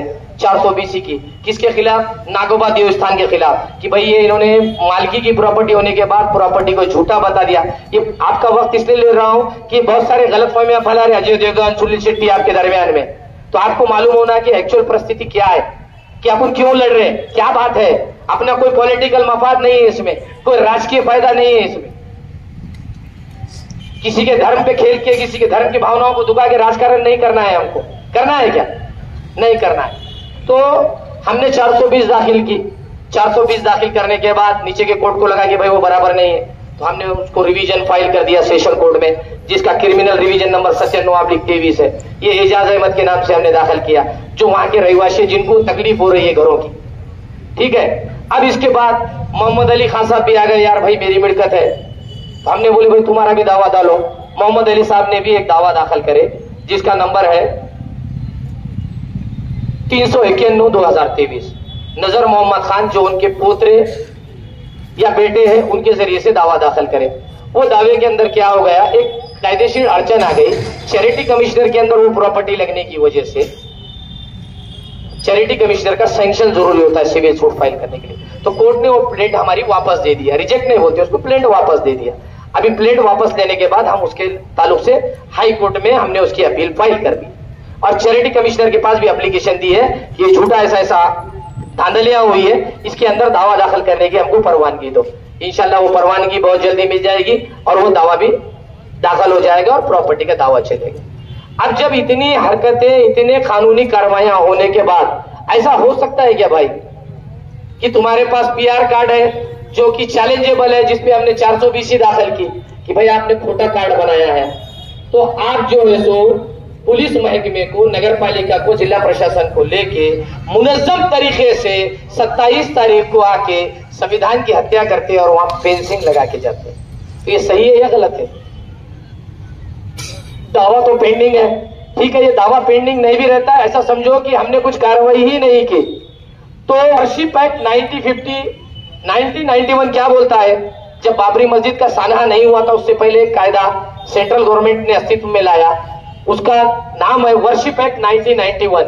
1900 का कायदा, 1991 का कायदा क्या बोलता है कि जो धार्मिक स्तर जैसे है उनकी स्थिति को वैसा बरकरार रखा जाए। बरकरार है कि नहीं भाई? नागोबा देवस्थान की जो अस्तित्व है जैसा का वैसा है कि नहीं, प्लॉट का अस्तित्व जैसा का है वैसा है कि नहीं, लेकिन आज प्रशासन ने आपकी चुप्पी की वजह से उसको चेंज किया कि नहीं? क्या चेंज कर दिया ना? चेंज इसलिए चेंज किया कि हम खामोश थे, हमारे में इतिहाद नहीं था, तो मेरा यही गुजारिश है, ये प्रकरण की एकदम पार्श्वभूमि है। अभी हाईकोर्ट से अपील इंशाल्लाह हम कोशिश करेंगे कि वो दावा यहाँ चलाने की परमिशन दी जाए, तो नजर मोहम्मद खान साहब को प्रॉपर्टी मिलेंगी। और बाजू के अतराफ में जो शेजारी है शकील भाई, हबीब भाई, इनको अभी आप देखेंगे फेंसिंग करने के बाद एक 5 फीट की गली छोड़े खाली उन्होंने, मैयत भी नहीं निकलती उसमें से, निकलती है,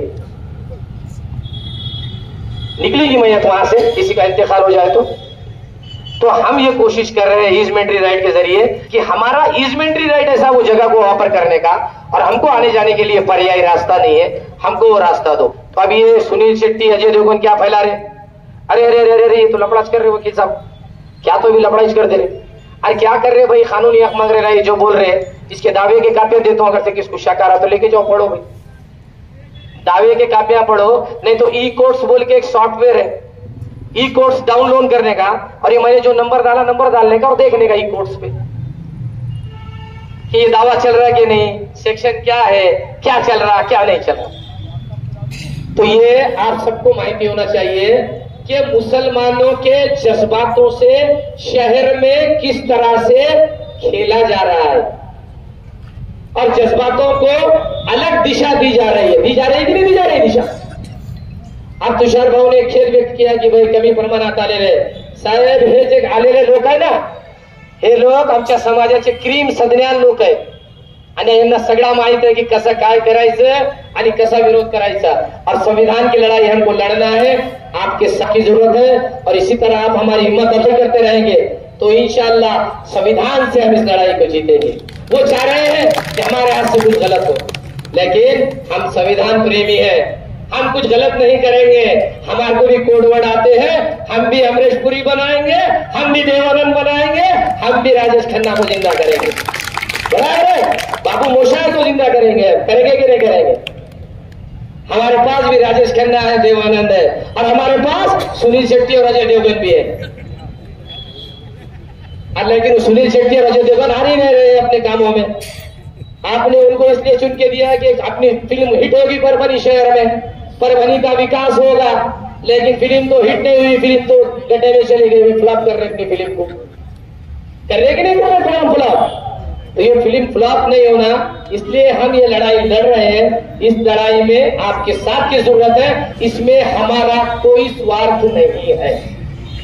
मैं जाफर खान साहब, सकल मुस्लिम समाज आरक्षण कृति समिति, यानी सकल मुस्लिम समाज बोले तो पूरा मुस्लिम समाज, इनके हकों के लिए हम लड़ते हैं। आप देखेंगे इस उपोषण ग्राउंड पे 60 दिन तक हमने उपोषण किया। किस लिए किया? मुस्लिम रिजर्वेशन के लिए किया, क्या नहीं किया भाई? तो मेरे बच्चों को रिजर्वेशन मिलने वाला था। उसके बाद हमने संवैधानिक मार्ग अपनाया, आजाद मैदान में बैठे हैं, मुंबई आजाद मैदान में बैठे। संवैधानिक तरीका है कि गलत है? अब ये जो हम जमा हुई संवैधानिक है कि गैर संवैधानिक है? तो इसके लिए हमारे पे दड़पन, अमरीश पुरी, शक्ति कपूर छोड़े जा रहे हैं हमको रुकाने के लिए। हाँ, तो ये सही है क्या? तो हमको हमारे हुकूक की लड़ाई लड़ने के लिए संवैधानिक मार्ग से ही जाना है। लेकिन हमने लोकशाही मार्ग से जो लड़ा, जो निवेदन दिए, जो मुलाकातें की अधिकारी को, यानी कि आउट ऑफ कोर्ट, देख साहब, कोर्ट के बाहर की जो लड़ाई लड़ी, इसमें हमें बहुत जल्द से जल्द कामयाबी मिली कि नहीं मिली? अमरीश पुरी चले गया, राजेश खन्ना चले गया, तो ये लड़ाई लड़ना पड़ती है, रास्ते पे आना पड़ता है। जब लॉ एंड ऑर्डर का प्रॉब्लेम आएगा, कायदा सुव्यवस्थेचा प्रश्न निर्माण होतो, त्यावेळेस शासनाला दखल घ्यावी लागते। राज्य शासन आपलाही आहे, राज्य शासन त्यांचाही आहे, आणि शासनकर्ते जे आहे आपल्यासाठी आहे, आणि हे जे लोकसेवक आहेत ना, ते सुद्धा आपल्या सेवेसाठी आहे। आपल्या उत्पन्नातून, आपल्या आयकरातून त्यांना पगार दिला जातो। ते लोकसेवक आहेत, आपल्या सेवेसाठी आहे। फक्त तुम्हाला माहिती नसल्याने तुमच्यावर ते अत्याचार करतात, त्यांच्या हात धरण्याचा तुम्ही हिम्मत तुमच्या ठेवा, तुमच्याकडे वळून पाहणार नाही ते। ती ताकद कुठून निर्माण होणार? अशा प्रकारचे आंदोलन म्हणून निर्माण होणार। संवैधानिक लड़ा लड़ने तो ताकत निर्माण होना। हमें कहां से आई ताकत? ये ताकत संविधान को पढ़ने के बाद, बाबा साहब अम्बेडकर के चरित्र को पढ़ने के बाद, प्रकाश अम्बेडकर साहब के साथ रहने के बाद, जिन्होंने सोमनाथ सूर्यवंशी को कोर्ट में खड़े रहकर इंसाफ दिलाया कि नहीं परभनी का? एक शमशेर खान कस्टोडियन डेथ हो गई थी, कोई आया अपना मुसलमान रस्तों पे? अरे वो मर गया होगा भाई, कुछ तो भी चोरी करा। हम आए रास्ते पे और शमशेर खान को इंसाफ दिलाया कि नहीं शमशेर खान को इंसाफ, लेकिन उससे बड़ा इंसाफ सोमनाथ सूर्यवंशी को मिला। तो मैं आदरणीय बाड़ा साहब का शुक्रगुजार हूं कि परभनी के सोमनाथ सूर्यवंशी को उन्होंने इंसाफ दिला के एक इंसाफ के चिराग को परभनी से जलाया है। और उसकी लो हमको छोड़िए और जिसमें हम आपके लिए कोशिशें कर रहे हैं, लेकिन इन कोशिशों के लिए चिराग में तेल भी डालना पड़ता। अब वो तेल कैसा है? तुम्हारी हिम्मत, तुम हिम्मत तो हम कहां घुसेंगे, देखो तुम्हारी हिम्मत हमारा काम, और काम भी ऐसा निस्वार्थ काम, कोई स्वार्थ नहीं। हमको नगर सेवक नहीं बनना है, अजय देवगन नहीं बनना है, सुनील शेट्टी नहीं बनना है, हमको सामाजिक काम करना है, कौम के लिए काम करना है। और यही चढ़वड़ नहीं है, हम बेलदार समाज के लिए लड़ रहे हैं, वैलिडिटी के लिए। उनके वैलिडिटी को जो बच्चे अपने तो पहले पढ़ते नहीं, पढ़ने के बाद वहां पे 50-50 हजार रुपए बच्चों से लिए जा रहे हैं। जात पड़तालनी समिति में 50,000 रुपए बच्चा कहां से देगा एजुकेशन की फीस भरने के लिए? नहीं। तो हम उसके लिए 2 दिन उपोषण पे बैठे और वहां पे पार्टी के संचालक से यह माहिदा किया कि साहब हमारे जो होतकरू विद्यार्थी पढ़ते हैं गुणवत्ता के आधार पे, अगर से उनका बाप गवर्नी काम करता है, मजदूरी करता है, उसके पास लेबर कार्ड है, तो आपको उसको वैधता देना चाहिए, उसको शिक्षण से वंचित नहीं रखना चाहिए। ये हमारी डिमांड है, पार्टी ने मान्य कर लिए। उन्होंने कहा कि गुणवत्ता के आधार पे हम बेलदार समाज का प्रमाण पत्र देंगे, हम ओबीसी समाज का प्रमाण पत्र गुणवत्ता के आधार पे देंगे। गैर कायदेशीर मांगनी नहीं की हमने क्या कहा? पुरावे देखकर आप प्रमाण पत्र दो, बच्चों को सताओ मत। तो जिस तरह हम लोकशाही से लड़ेंगे उसके रिजल्ट सामने आ रहे हैं। 2 रिजल्ट आ गए हैं और अभी आपने जो आज यहाँ शमूलियत दी है, एक 4 से 8 दिन में आपको रिजल्ट आएगा कि देवानंद भी यहां से चला गया। क्यों गया देवानंद? लॉ एंड ऑर्डर के प्रॉब्लम में गया, उसने अपने पद का गैर इस्तेमाल किया। यानी कि हम प्रशासन से लड़ने की लड़ाई ताकत किस लिए रखते हैं? इस संविधान ने हमको ताकत दी है और आप लोग हमारे साथ हैं। तो आप शाना बशाना हमारे साथ खड़े रहिए, हमारे हिम्मतों में इजाफा करने की कोशिश कीजिए, हमको डिस्करेज करने की कोशिश मत कीजिए। हम आपके साथ हैं, निस्वार्थ आपकी सेवा में है। यही मसला नहीं और कोई मसला होता है तो वो भी मसले में हम हाजिर होने के लिए तैयार रहेंगे। परभनी के मुस्लिम समाज से रिलेटेड जो भी मसाइल रहेंगे उसमें हम साम दाम दंड भेद के साथ हाजिर रहेंगे। अब इसको स्पष्ट करके बताए तो पुलिस प्रशासन बैठे वाला है, साम दाम दंड भेद किसको बोलते हैं? वो नहीं बोलने का। साम दाम दंड भेद के साथ हम आपके साथ शाना बशाना खड़े हैं और हम इस देश के संविधान को मानने वाले लोग हैं।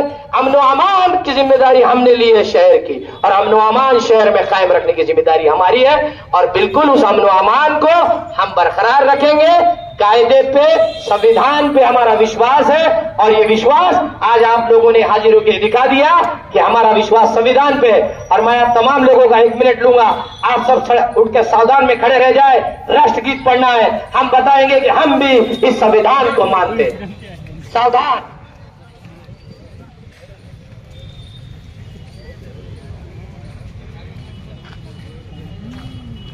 सब साइलेंट, मोबाइल आपने साइलेंट करो, अवमानना नहीं होनी चाहिए। एक साथ राष्ट्रगीत शुरू करेंगे। शुरू कर।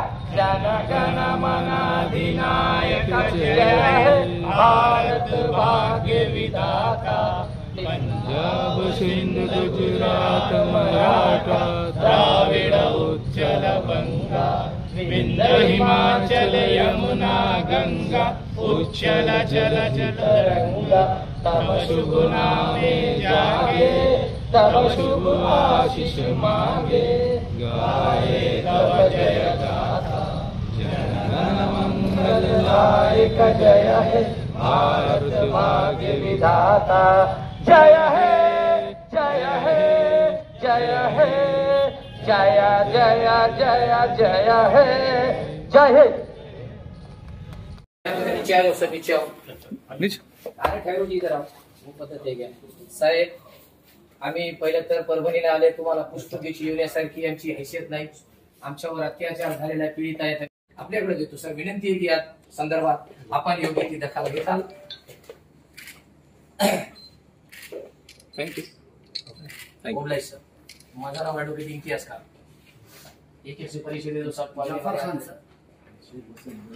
आज दिनांक 22 ऑगस्ट 2025 रोजी नूतन जिल्हाधिकारी यांचं अभिनंदन. अन्यायग्रस्त पीडाग्रस्त जे गुलशनाबादचे नागरिक आहे, समस्त मुस्लिम समुदाय ज्यांच्यावर दिनांक 26/7/2025 रोजी अन्याय अत्याचार करण्यात आला, संविधानाची हत्या करण्यात आली, त्या संदर्भात आम्ही आमची पीडा घेऊन जिल्हाधिकारी साहेबांकडे आलो होतो. त्यांना विनंती केली, सगळी पार्श्वभूमी प्रकरणाची समजून सांगितली आणि त्यांचं स्वागत आम्ही आमच्या निवेदनानं परभणी शहरामध्ये केलेलं आहे. आज स्वागताची प्रथा कशी आहे आपल्या समाजामध्ये की एखादा पुष्पगुच्छ देऊन, हार देऊन असा त्यांचा सत्कार समारंभ केला जातो, परंतु आम्ही आमच्या निवेदनाच्या मार्फतनं की जो लोकशाहीने प्रस्तावित केलेला आहे त्याप्रमाणे आम्ही आमचं निवेदन देऊन त्याचं स्वागत केला आणि जिल्हाधिकारी साहेबांनी याला चांगला प्रतिसाद दिला. त्यांनी सगळं ऐकून घेतलं आणि सांगितलं की ज्या दोषींनी या गैरकायदेशीर अतिक्रमणाला मदत केली आहे त्यांच्याविरुद्ध ते लवकरच कारवाई करणार आहे आणि सदरील प्रकरणामध्ये शासनाला कळवतो असं सुद्धा त्यांनी आश्वासन दिलेलं आहे. आणि आम्हाला जिल्हा प्रशासनाकडून आशा आहे आणि संविधानावर आमचा विश्वास आहे की या संदर्भात आम्हाला न्याय मिळेल. एवढं सांगून आपल्या माध्यमाने माझे 2 शब्द संपवतो. जय हिंद, जय महाराष्ट्र.